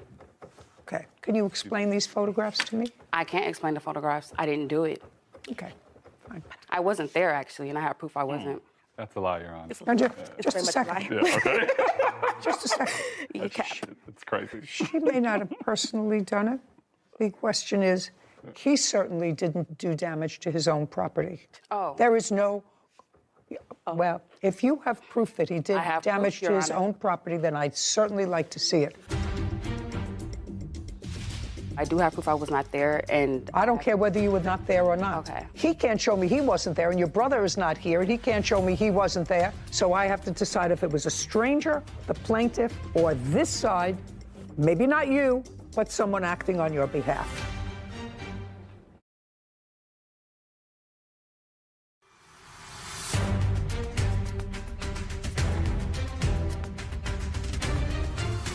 Carlos Guillen is accusing his former roommate, Nija Pine, and her boyfriend, Gallo June, of destroying his property. Nija claims Carlos had her falsely arrested and damaged her tires. Right now I have damage. What I would like to say... No, I don't want you to say anything. I want you to tell me what proof you had that he damaged his property. I would like to restate, I have proof that he did not care about the apartment, that when I moved in, it was in horrible condition, actually, and he's not a clean freak, and I wasn't there to vandalize the apartment at all. Oh, just a second. I just asked you a question. Can't you give me an answer? It's a simple answer. You said to me, I have proof that he vandalized his property. Is that what you said? Well, I have, Your Honor, if I may. Just a second, I want to make sure that that's what you said. I have proof that he vandalized his property. His property was vandalized when I moved in, is what I'm saying. Oh, no, madam. And I did... Oh, just a second. She says, I have proof, Your Honor, he damaged his own property. Okay, so all I want you to do is show me proof that he damaged his own property. Okay, so I do not have video proof of him doing it, but based on my countersuit and the fact that I was falsely arrested and the harassment, the lies, even the online post that I haven't been able to show you yet, that he is framing me and that he did vandalize his own apartment and he didn't care about it. Just a second. I'm willing to look at proof of any proof that you have that he vandalized his own apartment. So around the time... Not so around, just show me. Okay, sure. So what I have in my hand here, Your Honor, if I may, Kevin, is this proof that before I moved in, the apartment was not well taken care of. And like I said, I don't have proof that he went in and did it himself, but I do have proof that the apartment was never cared about to begin with. And after he actually moved all his things out, which he claimed and stated on social media, he took all his valuables. You can take these back. This is not what I'm talking about, madam. That's a dirty bathroom. that you showed me. This is vandalism. I didn't do There that. is no question in my mind that this is vandalism. This isn't dirty house. It's disgusting. Somebody took powder and liquid. This isn't just sloppy and messy. This is clearly vandalism. So is that all the proof that you have? You said, I have proof that he vandalized his own property. I'm waiting to see that proof because otherwise there are certain things that ring true. Well, do you have as far any? as that goes, I would like to recant that because I don't have proof that he did it, but I do have proof that I'm being framed. Yes. You have to understand, Ms. Pine, there are two things. Either he vandalized his own property, which I find is unreasonable because he would have to live with all this filth that's in his bed. Well, he had to, I'm didn't have to speaking. live with it. I'm speaking. I would have to find that he took a knife to his own sofa and destroyed the cushions to his own sofa. And quite frankly, I don't know this gentleman well, but he does not appear to be psychotic. Now, I don't say that he may not be a truth teller all the time, but he doesn't appear to be psychotic.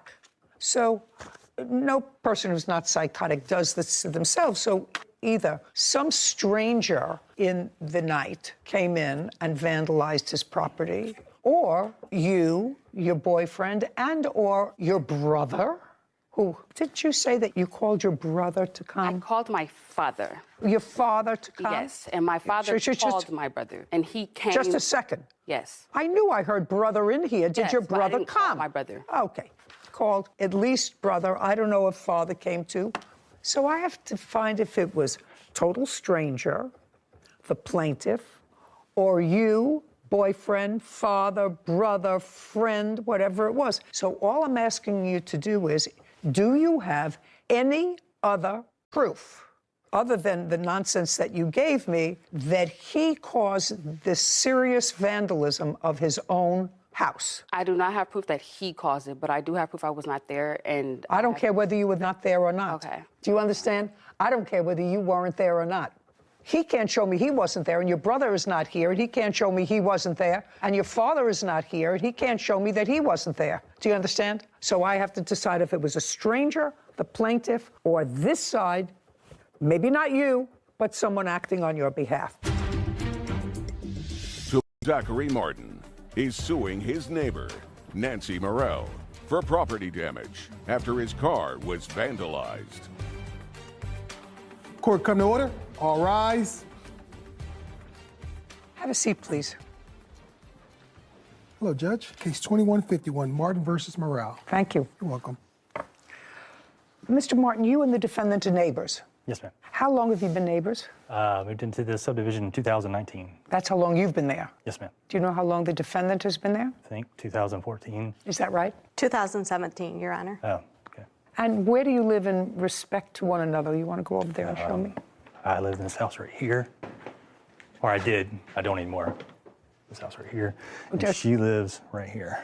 You sold your house? Yes, ma'am. Okay, and the defendant She lives right here. Where the blue car is? Yes, ma'am. Okay, thank you. This is sort of a circular area, and from the circular area, you pull into your driveway. Is that right? Okay.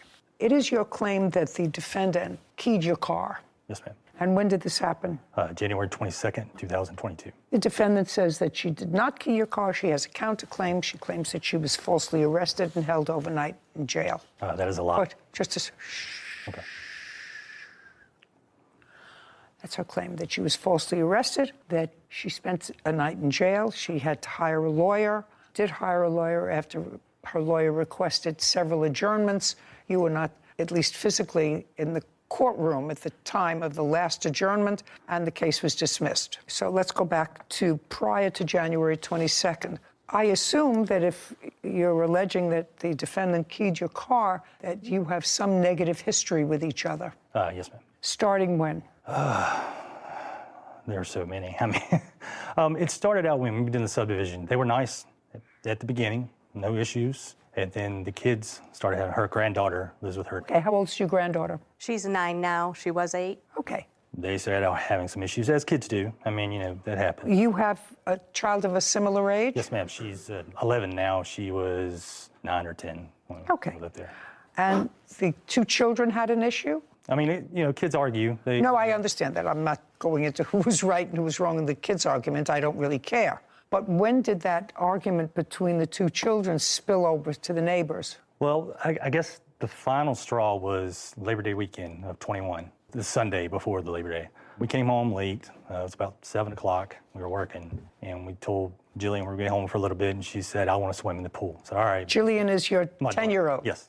And, of course, she said, well, that's boring, Daddy. I want a friend to swim with me. So I said, okay, one friend. That's it, because your brother's going to watch you, and then we're leaving to go back to work. So she goes next door to Patrick's house, which is the next-door neighbor, and she asked Patrick to come over and go swimming. He comes over. At the time, I didn't know this. At the time, the defendant's granddaughter was there. Yes. At Patrick's house. Yes. Got it. So your daughter went over and invited Patrick right. to come and swim. Right. And not. You had told her that she could have one friend in the pool, so Patrick left to come swimming, leaving your granddaughter alone. Well, she had to go home. She had to go home. Yes. She came home. Just a second. Okay. That's what happened. Okay. You had a grandchild who had hurt feelings. I assume she actually went over to go swimming. She thought she was invited too. You had a child with hurt feelings. And I went to ask what had happened.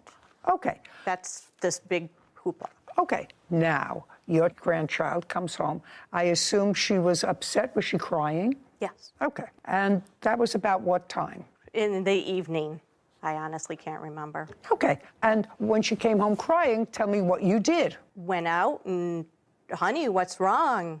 What did you do? Are you okay? Yes, and she told you what happened. She said, I went over to Jillian's. She invited us swimming. And when I got there, her dad said only one person could swim. Okay. So she came home. Okay, and what did you do next? That's not what happened. I talked to her, calmed her down, and I went over and said, hey.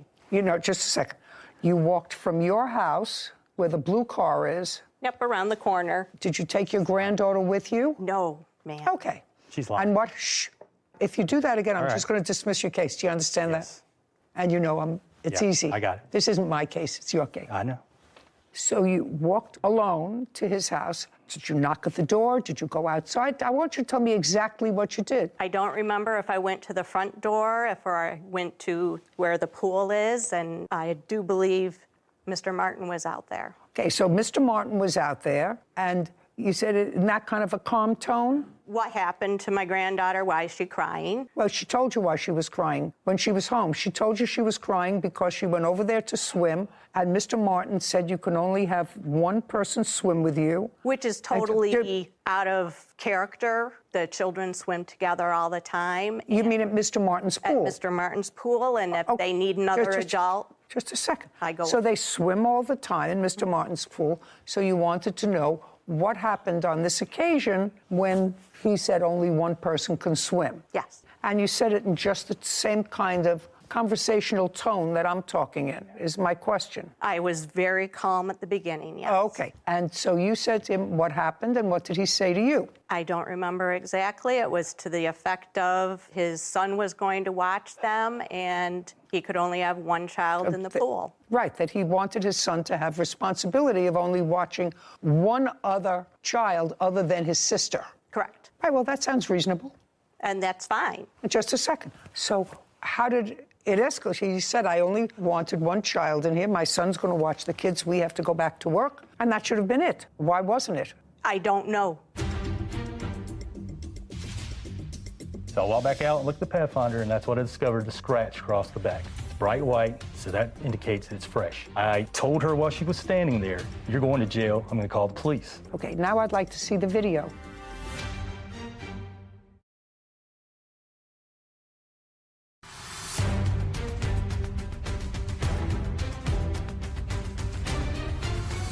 Zachary Martin claims his neighbor, Nancy Morrell, keyed his car and owes for the repairs. Nancy is countersuing for a false arrest and lawyer fees.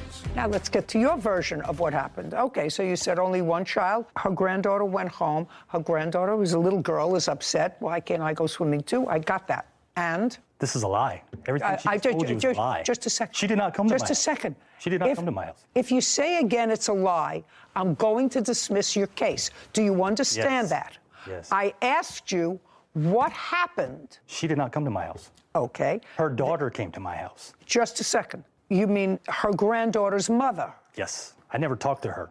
Before my daughter went over, I had gone over. She didn't. Oh, no, just a second. Yeah. Now I don't believe you, Miss Morell. Now I don't believe you, madam. I watched your eyes. I just watched it. Now, uncross your arms. So, her daughter came over first. No, Yes. I Well, went she over. never- I don't want to hear you. She never came over. The daughter came over. She bypassed my front door and went to the side gate where the pool is. She told my son to go get me. To go get you? To go get me.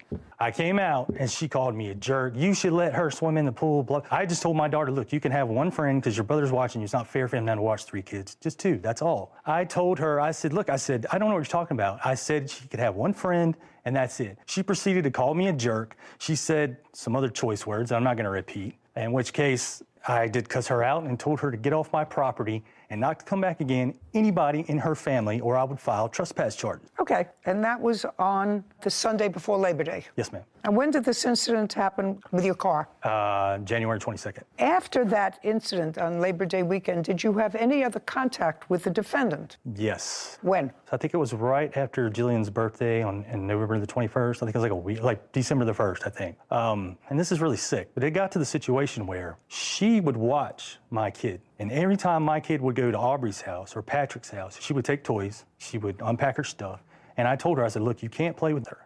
So they would wait 10 or 15 minutes till she got unpacked and get all comfortable, having a good time. She would send her granddaughter over there. She had to pack her stuff up and come home. She would come home crying many times. So then it got to the point where Patrick, he would come over to our house. He'd be over to our house all the time. They would get on trampoline, play video games, blah, blah, blah. So I was doing something one day, and then the camera went off, and I give me a look at my iPad. Here comes Nancy up my driveway. She knocks on the door, and she says, can we play? And I said, no, you can't play. Get off of my property. File trespass charges if you come back. That was, the last time I interacted with her.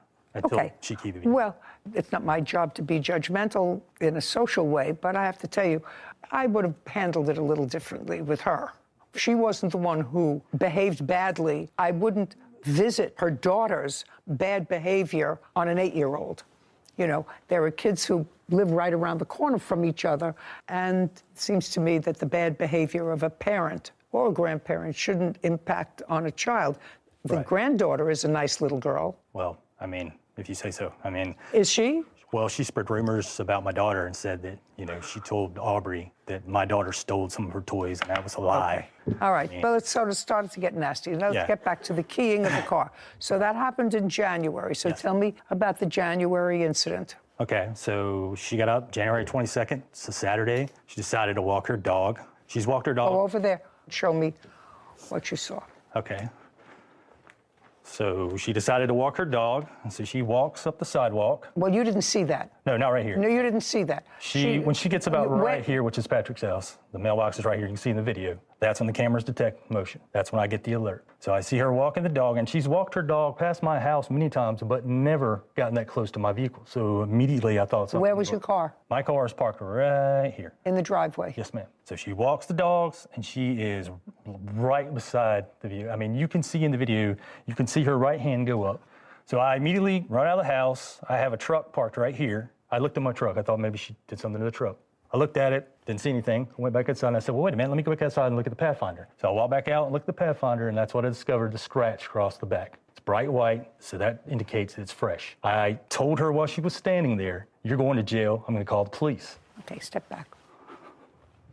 When you said to her, you're going to jail, I'm going to call the police, did she respond? I don't think so, no. Okay, now I'd like to see the video. Okay. You can see as her hand goes up right there.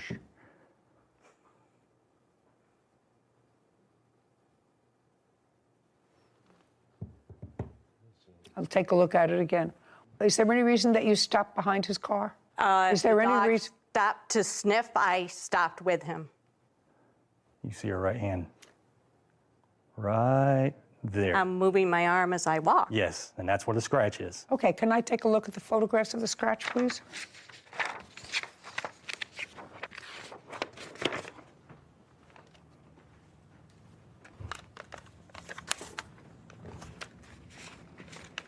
Okay, so based upon what you saw, you called the police. And based upon that, the police came, interviewed you, and viewed this tape. Actually, I had contacted the police after he had yelled at me. He's a little incorrect. Could I show you where? Sure. I did walk my dog around here. His cars impede the sidewalk, so I moved. And I had completed my whole route over to about here, and he did indeed come out and yell at me. I caught a few words of it, said I'm walking my dog, waved my arms, and continued on. That's not the first time he has yelled at me as I've been walking, and I went home and I filed an incident report, and I do have that. Just a second. The second time I've been walking and he's come out and yelled at me, it's very unnerving. That's a lie. We're very far. Sorry. It's going to cost you getting your car fixed. It's something you don't understand. I have it. Something you don't understand. I'm allowing both of you to tell me your sides of the story. You can't say that's a lie. Do you understand? Yes, I'm ma'am. not cutting you off. I let you tell me your story, sir. I let you tell me what happened, and I want to give the defendant the same opportunity. You can't interrupt her. Now you understand that? Yes, ma'am. Okay. I will tell you what I don't understand, Miss Morell. You see, if I had got into a kerfuffle with him, which you had, because he said you and your granddaughter, which I actually think was socially wrong with regard to your granddaughter, but with regard to you, he doesn't want you there, right? I wouldn't walk up a cul-de-sac to go past his house. If it were me, I see plenty of space where you can walk. You can cross the street from your house and walk in the street the other way. And then when you come back, you can walk the other way. You don't have to go inside that cul-de-sac to walk anywhere near his house. That's looking for trouble.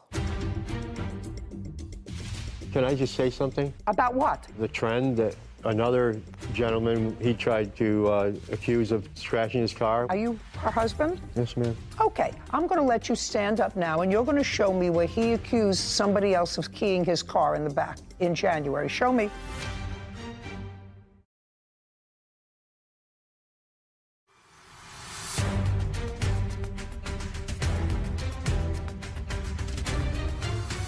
Zachary Martin is accusing his neighbor, Nancy Morell, of keying his car.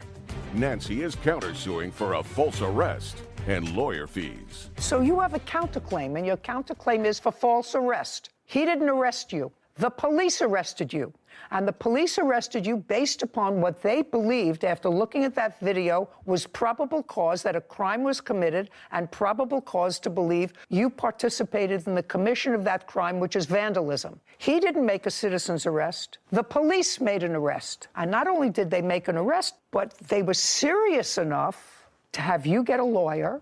Your counsel went in. I assume your new counsel asked for an adjournment. I assume your new counsel, you were there. I believe so. I was not there, ma'am. I waited out in the hall, and my lawyer represented me. Fine. So I assume that you knew that your lawyer was going to ask for an adjournment.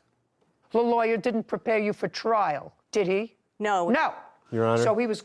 I'm not listening to you. As a witness, can I just say something? About what? The trend that another gentleman, he tried to accuse of scratching his car. We have evidence of that. Just a second. That I'll listen to in a minute. Okay. The second time your case was on, did you go into court or did you wait outside? I waited outside. In the Then if you waited outside, you knew again your lawyer was going to ask for an adjournment. The first time the case was on, did you attend the court hearing? Yes, ma'am. Were you inside the court? Yes, ma'am. She was not there. She was outside. Yes, ma'am. The second time when the case was adjourned, were you in court? Yes, ma'am. Was she there? Yes, ma'am. Outside or inside? She was outside. Did her lawyer ask for an adjournment? Continuance. A continuance? Yes, ma'am. Same thing? Yes, ma'am. Did it happen more than twice? Yes. On the third time you went to court, did you go to court? Yes, ma'am. Was she in court? Yes, ma'am. Inside or outside? She was outside, and what happened, I had sold the house, and we moved an hour away. Just a second. You were there? Yes, ma'am. Okay. Now, I'm going to let you stand up now, and you're going to show me where he accused somebody else of keying his car in the back in January. Show me. No.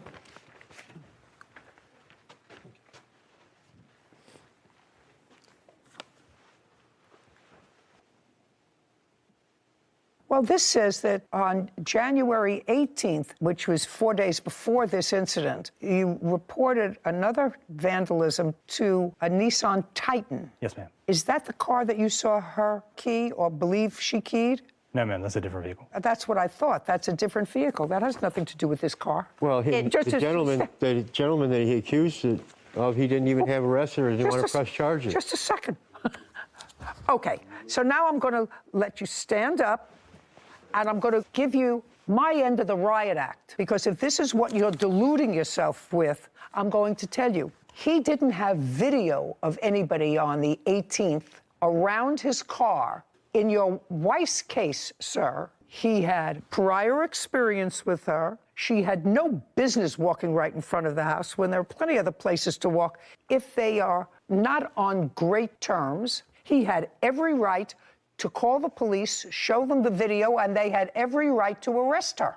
Do you understand that? I understand that, but Good. that doesn't This has prove nothing. that she scratched the vehicle. That doesn't prove that. Just a second. That's what a trial is for, sir. That was up to a jury. What your wife is suing him for is for false arrest. He didn't arrest her. The police arrested her. Now sit. May I see the invoice? Have you had the car fixed? Yes, ma'am. I have an estimate, and I also have the police report. where I'd like to read see her own both. words. I'd like to see both.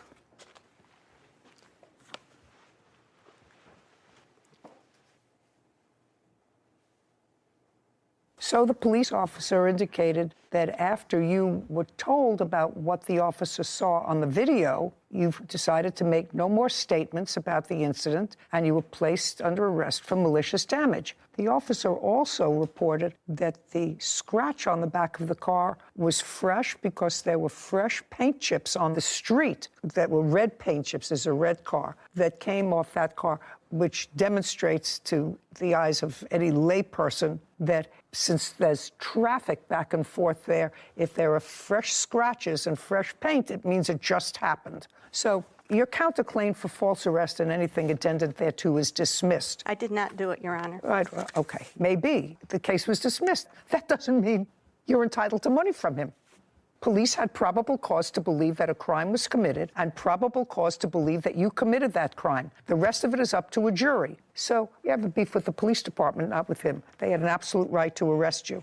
I'm not giving you $2,500 for this scratch, sir. Get it out of your mind. Do you understand? Why not? It's not a $2,500 scratch. I mean, that's an estimate from a $500. Judgment for the plaintiff. We're done. This court is adjourned. Well, she was incorrect because I did not do it. You know, we took an oath when we went inside to tell the truth, and she lied repeatedly, and she got mad at me when I said that's a lie, but it was a lie. That he saw me walking by and looked at the car and said, oh. The next day I called the police to see what happened, and they informed me they arrested her. I thought they were there because I had called about him harassing me, and then all of a sudden they just said, you scratched his car. And I said, no, I didn't. I think she should have stayed in jail longer. They placed me in custody. The lady does nothing but lie. She's a liar. It was horrible. I actually thought his behavior when the defendant brought her granddaughter over subsequently and said, can't she play? Because evidently there are 2 or 3 kids who live close by and they always played together. All of a sudden, the granddaughter is excluded from that play.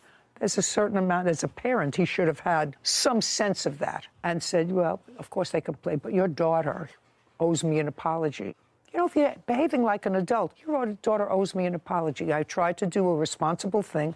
I didn't want to let my son watch more than one stranger child in a pool, which is absolutely smart because, God forbid, something happened to one of those children, they would certainly turn around and sue him. Yeah. So he did the responsible thing.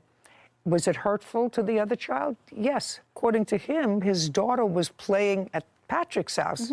She came over and said, you can't come, because they're little children. They don't understand. You can't come. Only one person can come. But you're a grown-up. So understand how that could be hurtful to an 8-year-old. Anyway, I think that they both behaved badly, and he's very smart to have moved out of that. Out of the cul-de-sac, out of the neighborhood. Yeah, could you understand why she would walk her dog there? Yeah, I agreed with you that if you've already had even just a hint of distaste with any of your neighbors, I just walk on the other side of the street, just avoid it. And Walk this the seems other like way. a perfectly avoidable house in the Well, cul-de-sac. you actually have to go into his loop in order to make the loop. So I don't know. I think both sides questionable, but I'm glad that he got something that you were willing to give him for his car. Yeah, get your car fixed reasonably. And the police absolutely had a right to arrest her. Yeah. There was a complaint. They looked at the complaint. They saw the damage. They saw it was fresh. They saw her right there on the video. They had a history of bad feelings between them. They had an absolute right to arrest her. Yeah. Too bad. Suing her former employer, Kimberly Stewart, for unpaid wages and defamation of character. Court come to order. All rise. Have a seat, please. Hello, Judge. Case 2103, Horn versus Stewart. Thank you. You're welcome. Ms. Horn, it is your allegation that the defendant, for whom you worked for a relatively short period of time, owes you some wages. Yes, ma'am. And in addition to owing you wages, you are suing her because you claim she defamed you by calling you a drug addict. And she went to my board telling them that I did other acts. Well, you can't tell me what she told anybody else because that's hearsay. Could I give you the evidence? No, you have to wait until I'm finished. Okay. That's your claim, that she owes you money for wages that you weren't compensated for and that she defamed you. The defendant says that you were an hourly employee. You were, in fact, paid for the hours that you worked. I assume that you are claiming that she paid for the hours that she worked. She has a counterclaim, and her counterclaim is that after you separated, parted company, you posted some very damaging and defamatory comments on the internet about her organization. So why don't we start with you, Ms. Stewart, and tell me what kind of an organization you have. Your Honor, what we do is that we provide opportunities for people who have substance abuse, behavioral health, who may need education services such as getting their GED. We do skills training. We have employers that will staff them as well. And we also provide substance abuse and behavioral health services. Is it a 501c3 organization? No, we are a for-profit company as a corporation. And how many employees do you have? We currently have 7 employees. And when did Ms. Horn come to work for you, and what was she hired to do?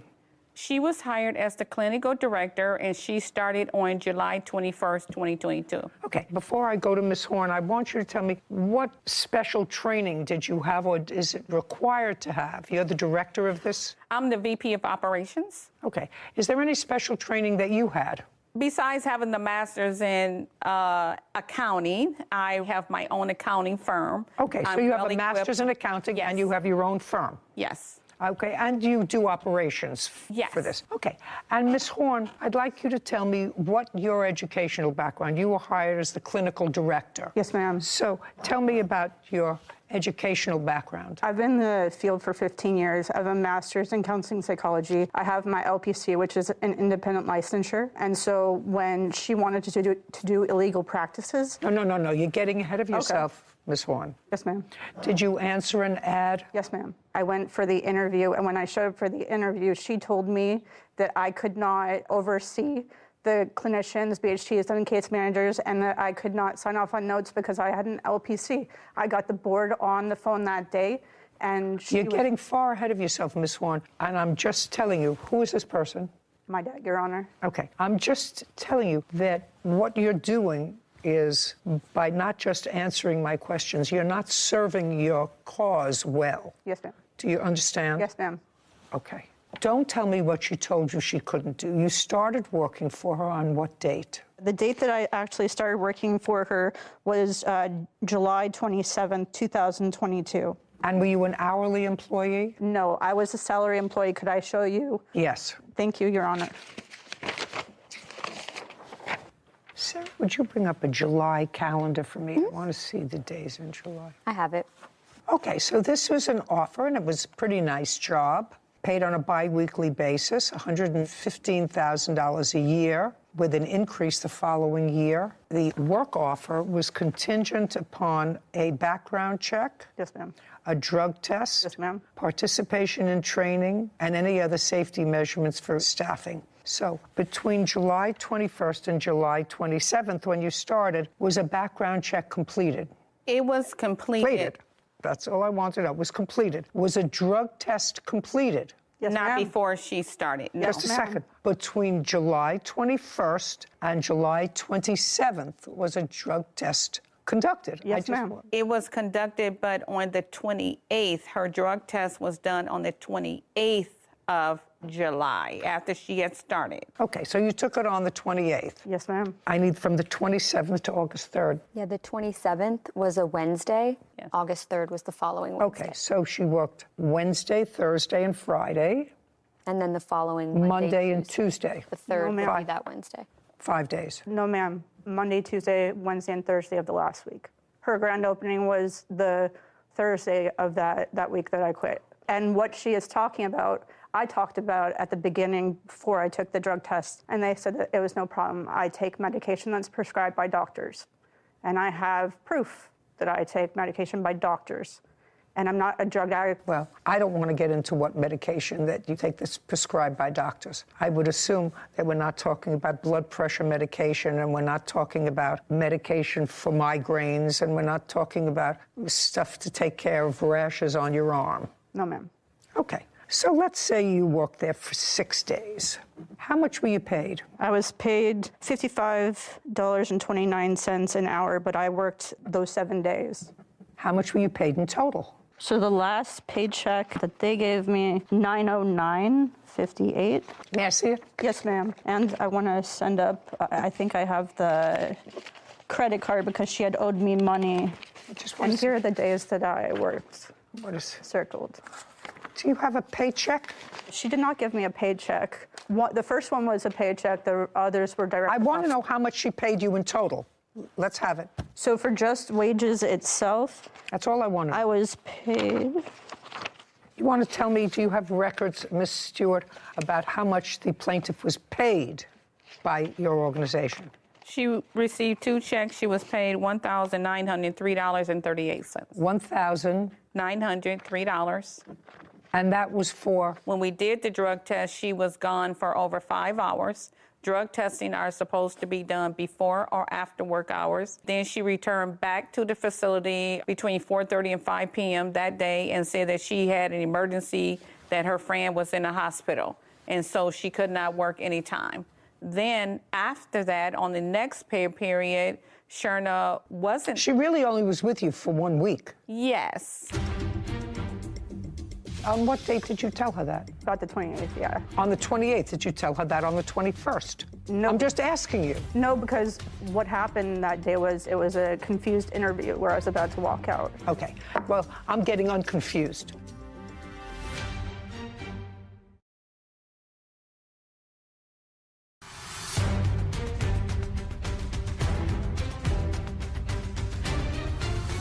Sharna Horn is suing her former employer, Kimberly Stewart, for unpaid wages and defamation of character. Kimberly is countersuing for property damage and slander. So she really only was with you for 1 week. Correct. And then on the next pay period, because she was paid for those 3 days and the time that she took off, we put her on the hourly rate because she didn't work a solid 2 weeks. But at any rate, we paid her for the time and days she was there. And so we don't owe her any money. She was paid. Well, you were actually paid almost $2,000 and you were there for 5 days. What she said was a lie. I never took off time. Just a sec, I said something. Don't say what she said was a lie. You were paid almost $2,000 and you worked for 5 days. 7 days. Well, when you went to take your drug test, what time did you leave?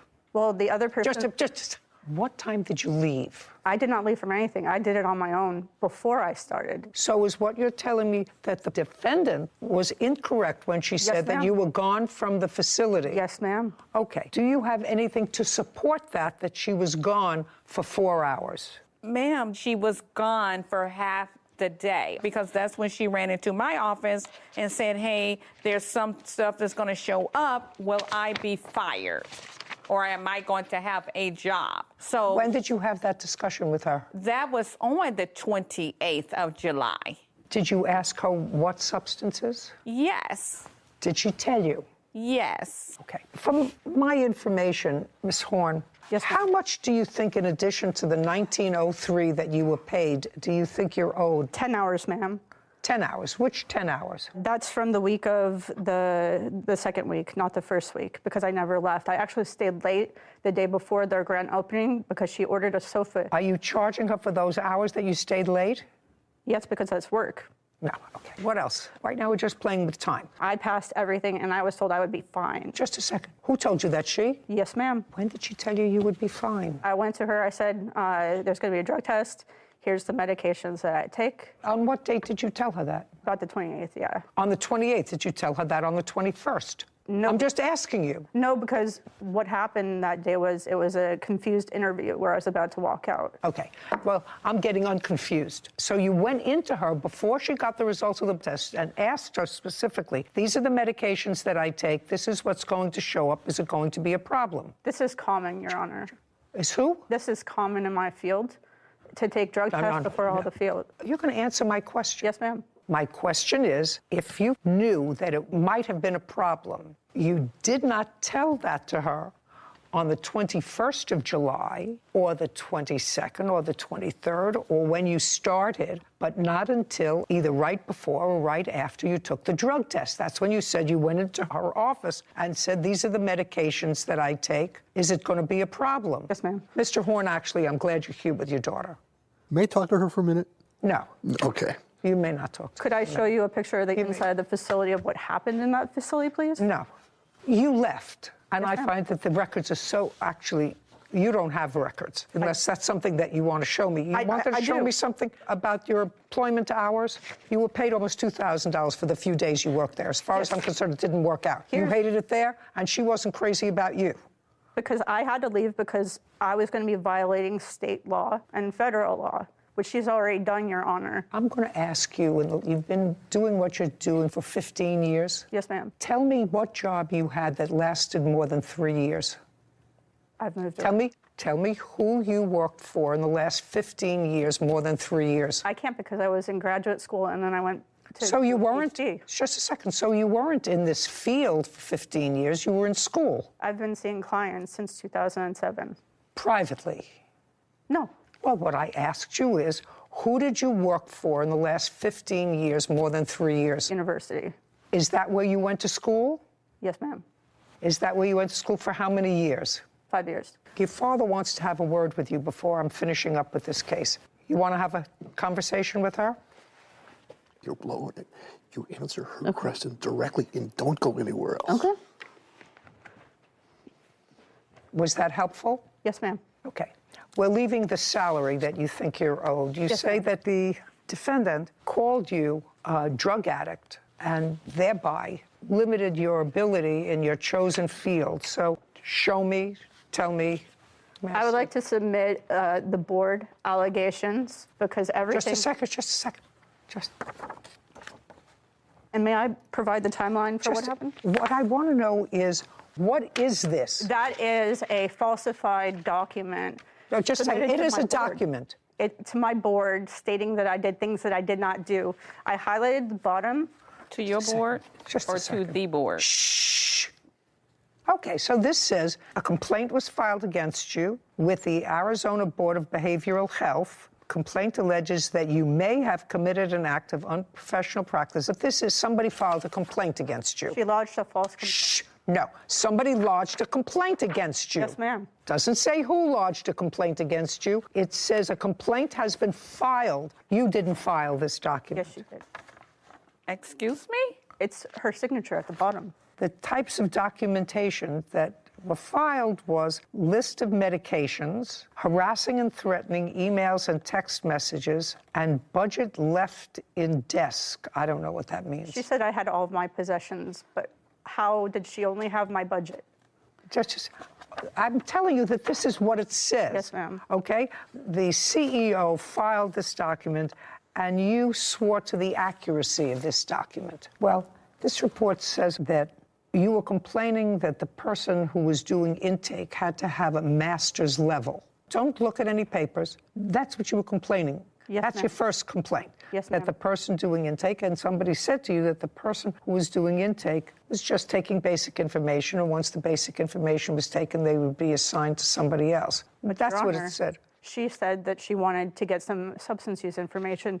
My state board gave me this paper that I'd like to submit. Just a second. I don't care about your state board, actually. The question is, does she owe you any money? She doesn't owe you any money for salary. I've already determined that. I see what she was supposed to pay you. It's not that you were working there for days. You have hours that you think you want to be paid for. That's not happening. You were paid almost $2,000, and what I gather was a very acrimonious few days. I mean, you're talking about either 5 days or 7 days. You were compensated. Forget it.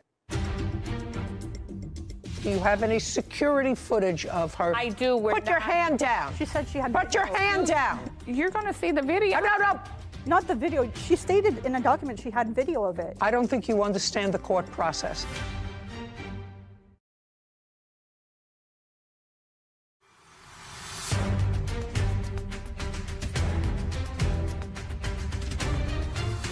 Shauna Horn has accused her former employer, Kimberly Stewart, of defaming her.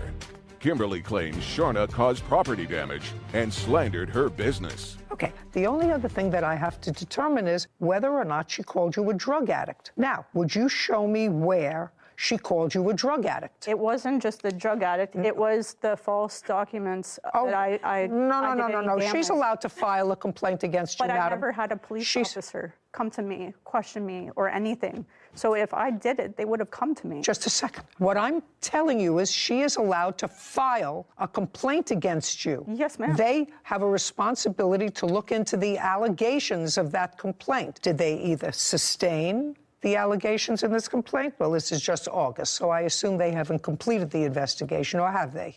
No, ma'am. Okay, so they have not. That's why I'm filing defamation, because this is doing it on purpose.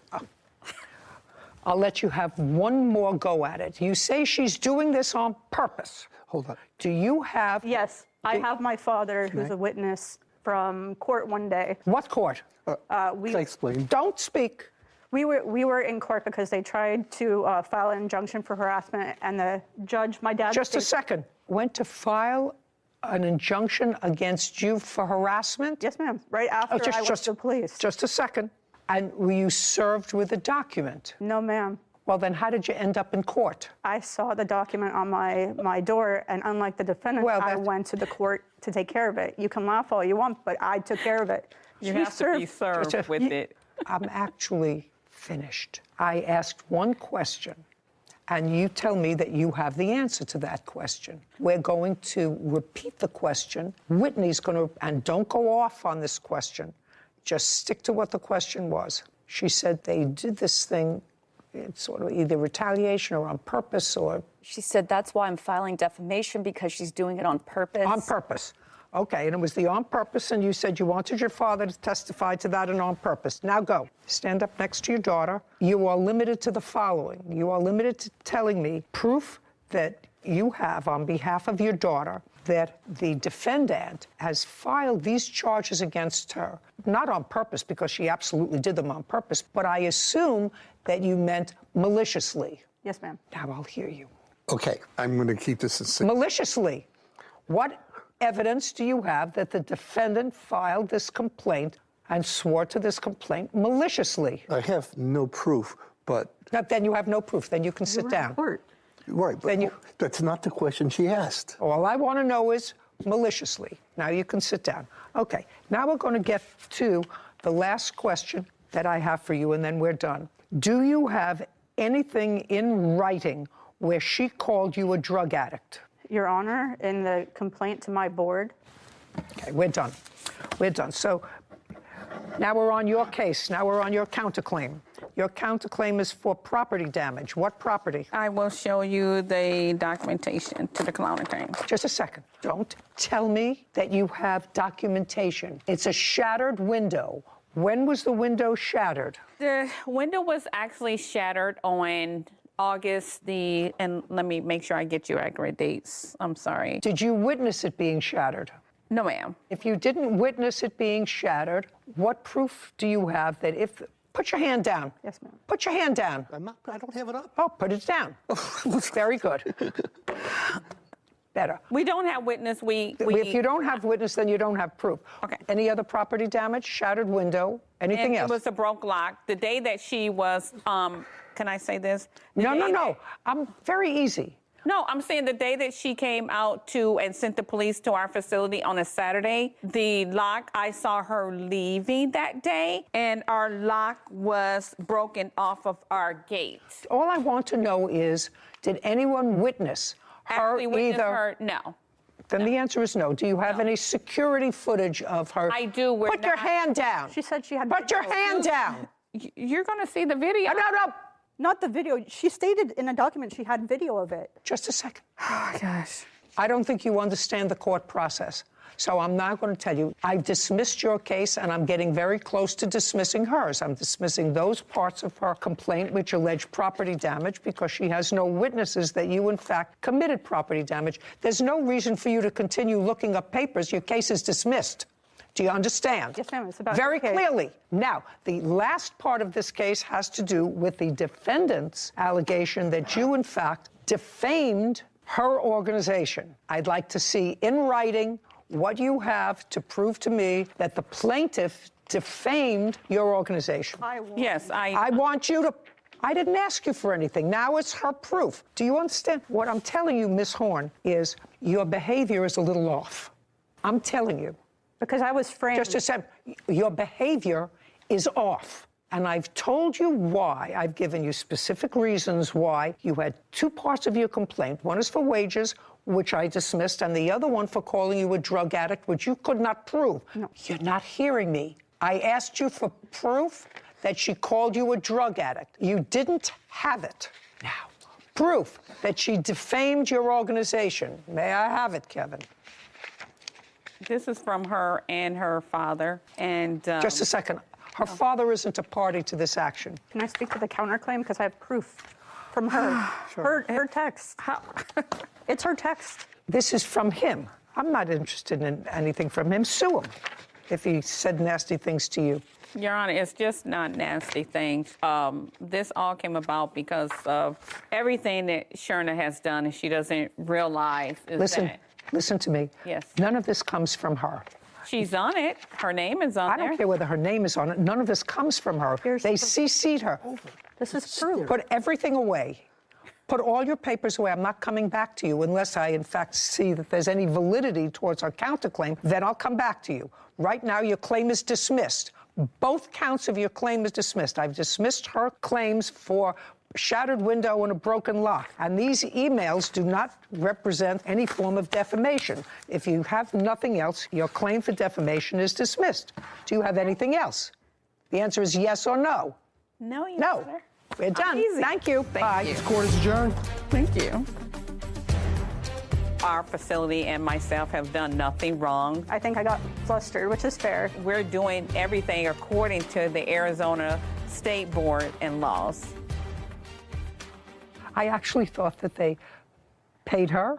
She complained that she hadn't gotten her second paycheck. If you look at the documents say that they went right in and bookkeeping corrected that and sent her out the second paycheck. So that was nonsense. And there was absolutely zero proof that they called her a drug addict. Except for in a valid document that they filed, which they have a right to do. It wasn't the type of slander we usually see where it's plastered on the internet or anything like that. And certainly the defendant didn't present any proof other than some nasty emails back and forth by her father. Yeah. Maybe he's just being a supportive parent. Anyway, I hope she finds a job that's comfortable for her. Yeah. Jessica Crane for personal items and money from a GoFundMe fundraiser. Court come to order. All rise. Have a seat, please. Hello, Judge. Case 2119, Crane versus Crane. Thank you very much. You're welcome. Well, Miss Crane, this is a very sad case. This is your daughter.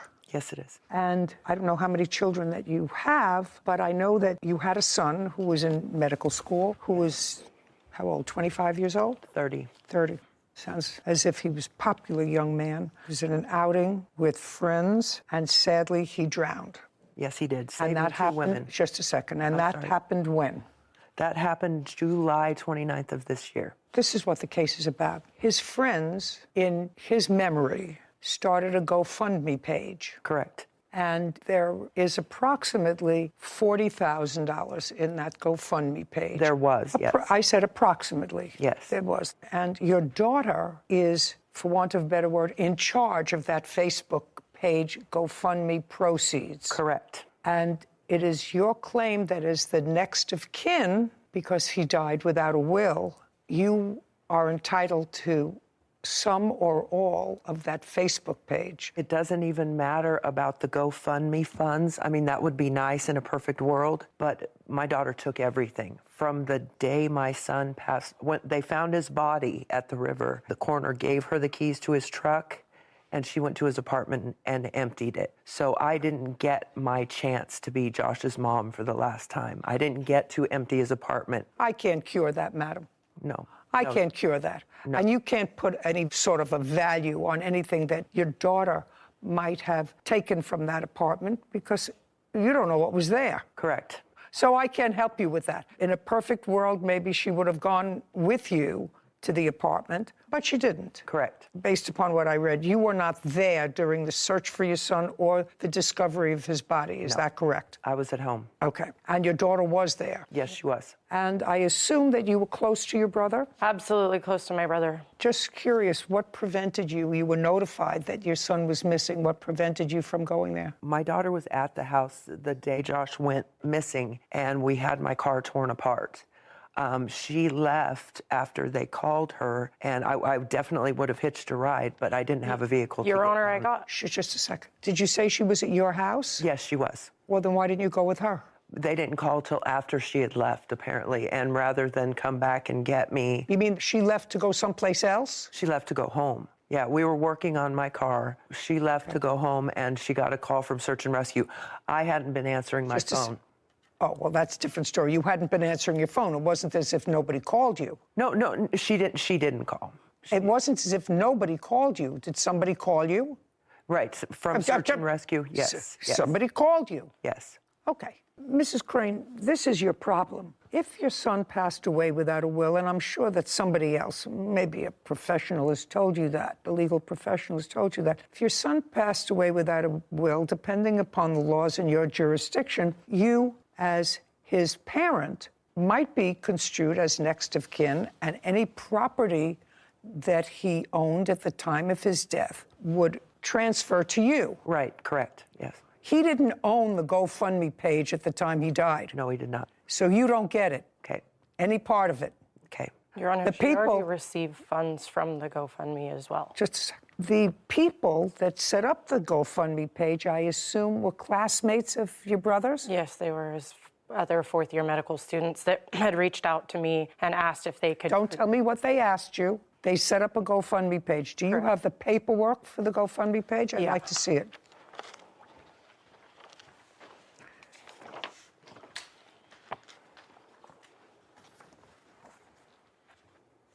Okay, so they raised $39,287. Correct. Okay. Is there anything that is in writing that makes you either the beneficiary of? The organizer of Would you do me a favor, look it up? Underneath the photo. It does say that I am the beneficiary listed on there.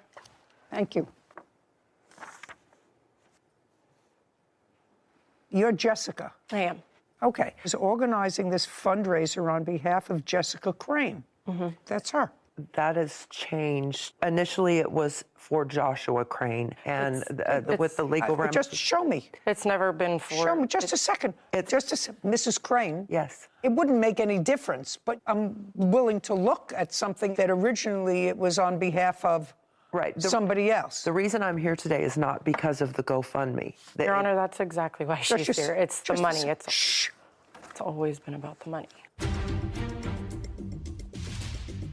All right, how are you going to pay the note on a $14,000 truck? I plan on returning to work. This incident has taken my job, believe it or not. Actually, I don't believe it. Your Honor, I work Just 3 jobs. Just a second. Actually, I don't believe it. And later today, What kind of narcotics were found inside the vehicle? It's alleged that it was a... No, it's not alleged. This is a police report. I'm asking you, what kind of narcotics were found in your car?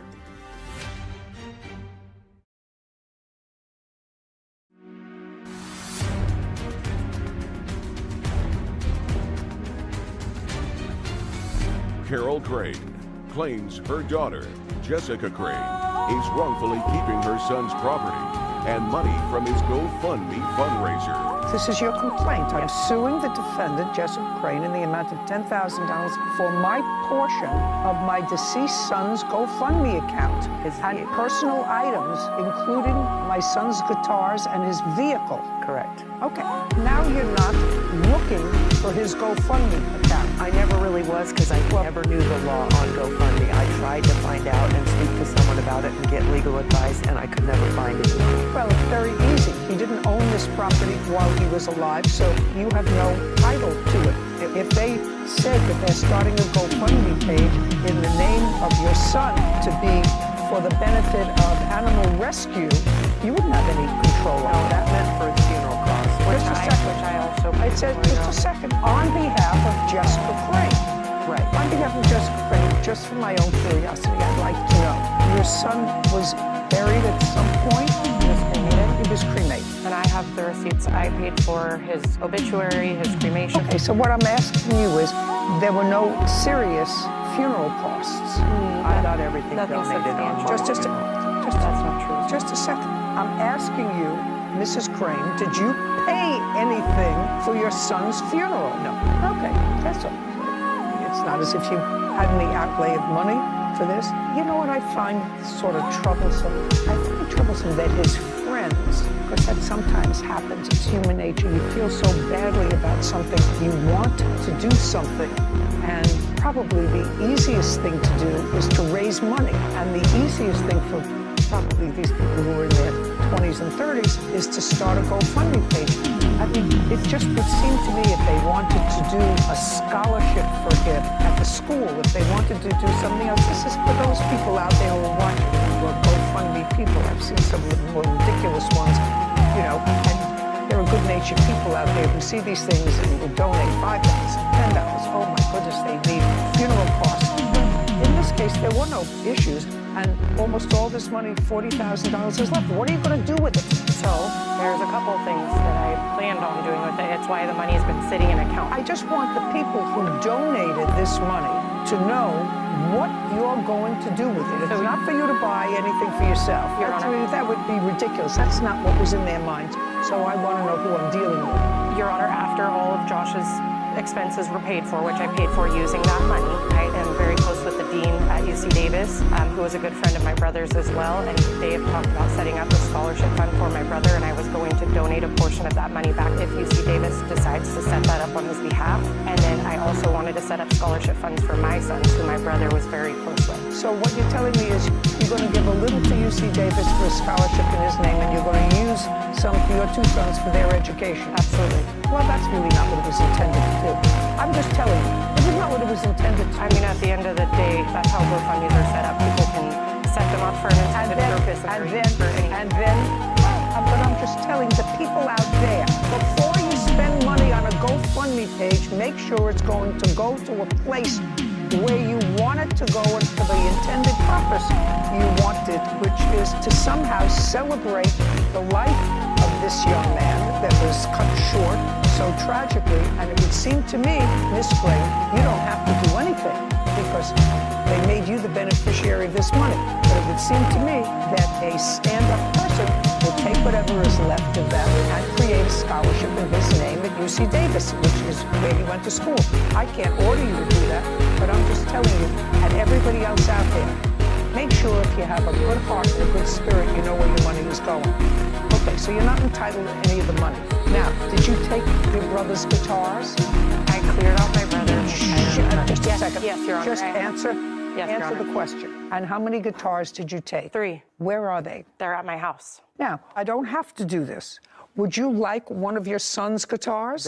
Yes, very Would you much like so. one of your son's guitars? Do you have any of your son's guitars? None. Your Honor, my mom has a long history of substance abuse. She's bought gifts for me in the past, and she's pawned them off. And I would like to keep them in my family, so that's where they stay. So that's why I have possession of them, because I don't want them going to a pawn shop. I was told I could visit one of my son's guitars at her home. Just a second, do you play guitar? No. I just want it because it's my son's, and Well, I bought 3 of his guitars for him. None so of these guitars were purchased by her. They're very expensive guitars. My brother purchased I can't every one order of her to these do guitars. anything. I'm just asking her whether she would give you one of the guitars. And she said no. The next thing we have here is a vehicle. Now, tell me about the vehicle. So Josh didn't have a lot. He was a fourth-year medical student. He has a truck, a Toyota, a 2019 Toyota Tacoma, that he still owes about $14,000 on. I have that here, $13,841.76 on. And at the time, his truck was at the boat launch where they found him. So when I met with the sheriffs, they gave me possession of the keys. They found his keys on his body, and they gave me his keys. So we brought the truck up to where we live in Northern California, took the truck up there, and it's been kept in storage until this is all sorted out. I personally wanted to keep the truck. I have the means to finance the truck in my name. I have the means to make a payment. She does not have the means to make a payment. She doesn't have a job. She doesn't have a driver's license. She can't provide insurance for it. I mean, she has driving. That's not particularly relevant. There's $14,000 left on it. Are you employed? I was until Just to say, the answer is either yes or no. Are you employed? No. All right, how are you going to pay the note on a $14,000 truck? I plan on returning to work. This incident has taken my job, believe it or not. Actually, I don't believe it. Your Honor, I work just 3 jobs. Just a second. Actually, I don't believe it. Okay. So the answer is, if you can't afford to make the payments on this truck, and the only thing that's going to happen is it's going to be repossessed by the bank. Have you been making payments on the truck? I have not made a payment. Who is the finance company? Credit union. Where is the truck currently stored? Give me the address. I don't have an exact address. And later today. You don't understand something, sir. Even though she was high on drugs and passed out in her car and you were not at fault, it's not windfall day. That's ridiculous. And I'm not stupid.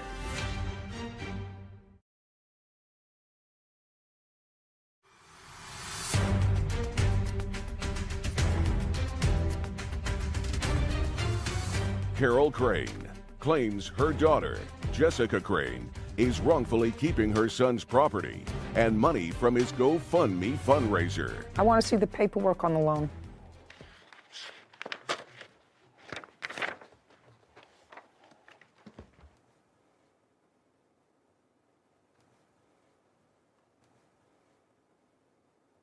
Okay. Sarah, when we finish with this case, call credit union, advise them who has the truck, let them go repossess the truck. We're finished here. Your case is dismissed. This court is adjourned.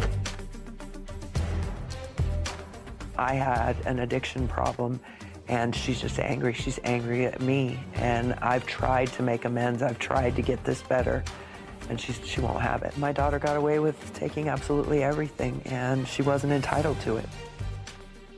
I think that if there's any lesson to be taken away, aside from the fact that you're not supposed to fight, when you lose somebody so young and so vital, the one innocent party is the credit union who loaned him the money to buy the truck. She's been hiding the truck now for 5 months, hasn't made a payment on it. The right thing to do is for her to turn that truck into the credit union, because I can't control that, except that I can advise the credit union where she is, who she is, that she has possession of the truck, and they should go and repossess it. Anyway, it's all very sad. Before you donate money to a GoFundMe page, make sure you know where the money is going. I think that that's the takeaway from this. Case 2161, Shaheen versus Larry. All parties, please step forward. Jamal Shaheen is suing his neighbor, Sabrina Larry, for car damage after Sabrina hit his vehicle and a house. Mr. Shaheen, tell me where you live. I live in Moorhead, Minnesota. And on September 8th of this year, you parked your relatively new car that, according to you, you got a week before. No, Your Honor. I had just purchased a Sequoia a week before. No, actually, it's not the new car. I mean, it's a used car, but I purchased it maybe a year before that, not exactly a week. Okay. So it's not a new car, and you didn't purchase it a week before? No. But you parked it in front of your house. Do you have a photograph of the car? I do. I'd like to see it. And it is your claim that the defendant, Miss Larry, while under some sort of influence of some sort of substance, was driving her car, had an accident, hit your car, and caused it to move 25 feet, and it was damaged.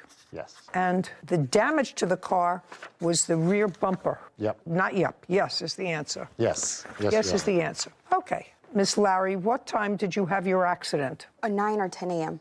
On the 8th? Yes. Where were you coming from? The grocery store.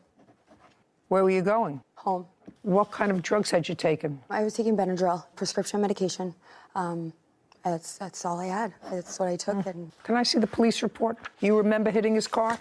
no. You remember the police coming to where your car stopped? No, I don't remember the police coming. Well, did the police come? They did, yes. And you don't remember that? I don't remember that. Were you taken to a hospital? I was. You have the discharge notes from the hospital? I do. I'd like to see it. What kind of narcotics were found inside the vehicle? It's alleged that it was a... No, it's not alleged. This is a police report. I'm asking you. What kind of narcotics were found in your car? They said that they found a round blue pill that had an M30 on it. That's what it stated. Sarah, do me a favor. Sure. Look up under illegal drugs, M30. So M30s imitate oxycodone obtained from a pharmacy, but when sold on the streets, the pills routinely contain fentanyl. Look up this name, Percocet. You smoke Percocet? How do you smoke Percocet? That's the only thing you remembered. You didn't remember the accident. Patient remembers smoking Percocet pill just prior to allegedly passing out and crashing her vehicle. That's what they say from your doctor. Yeah, that's what they're saying. Well, that's what I'm saying. The history is provided by the patient. The history is limited by condition of the patient. History is limited because the patient does not remember the actual automobile accident. Remembers smoking Percocet pill just prior to allegedly passing out and crashing her vehicle. You think the doctor made that up? And they just so happen to have found this blue pill in your console in your car? That's what they are saying. Okay. You actually know you could have killed yourself. Yeah. Okay. And you don't remember anything about it because that's what you told them. You don't remember anything about anything after you smoked the little blue pill, which is what they said. So your car was moved. That's the damage to your car. Yep. So can I see the estimate for the damage, please? I think You gave it to me? Yeah. Okay, great. Have you had the car fixed? Just a back tail light that I had to put it on. I was trying to fix it, but don't have any money to do it. Sarah, look up, please, would you? I'm looking it up right now. Oh, great. Thank you. Oh, it's a 21-year-old car. It's got 226,000 miles on it. How much did you pay for it, sir? I paid 10. We're not going to spend 7 to fix it. But that's how much it costs.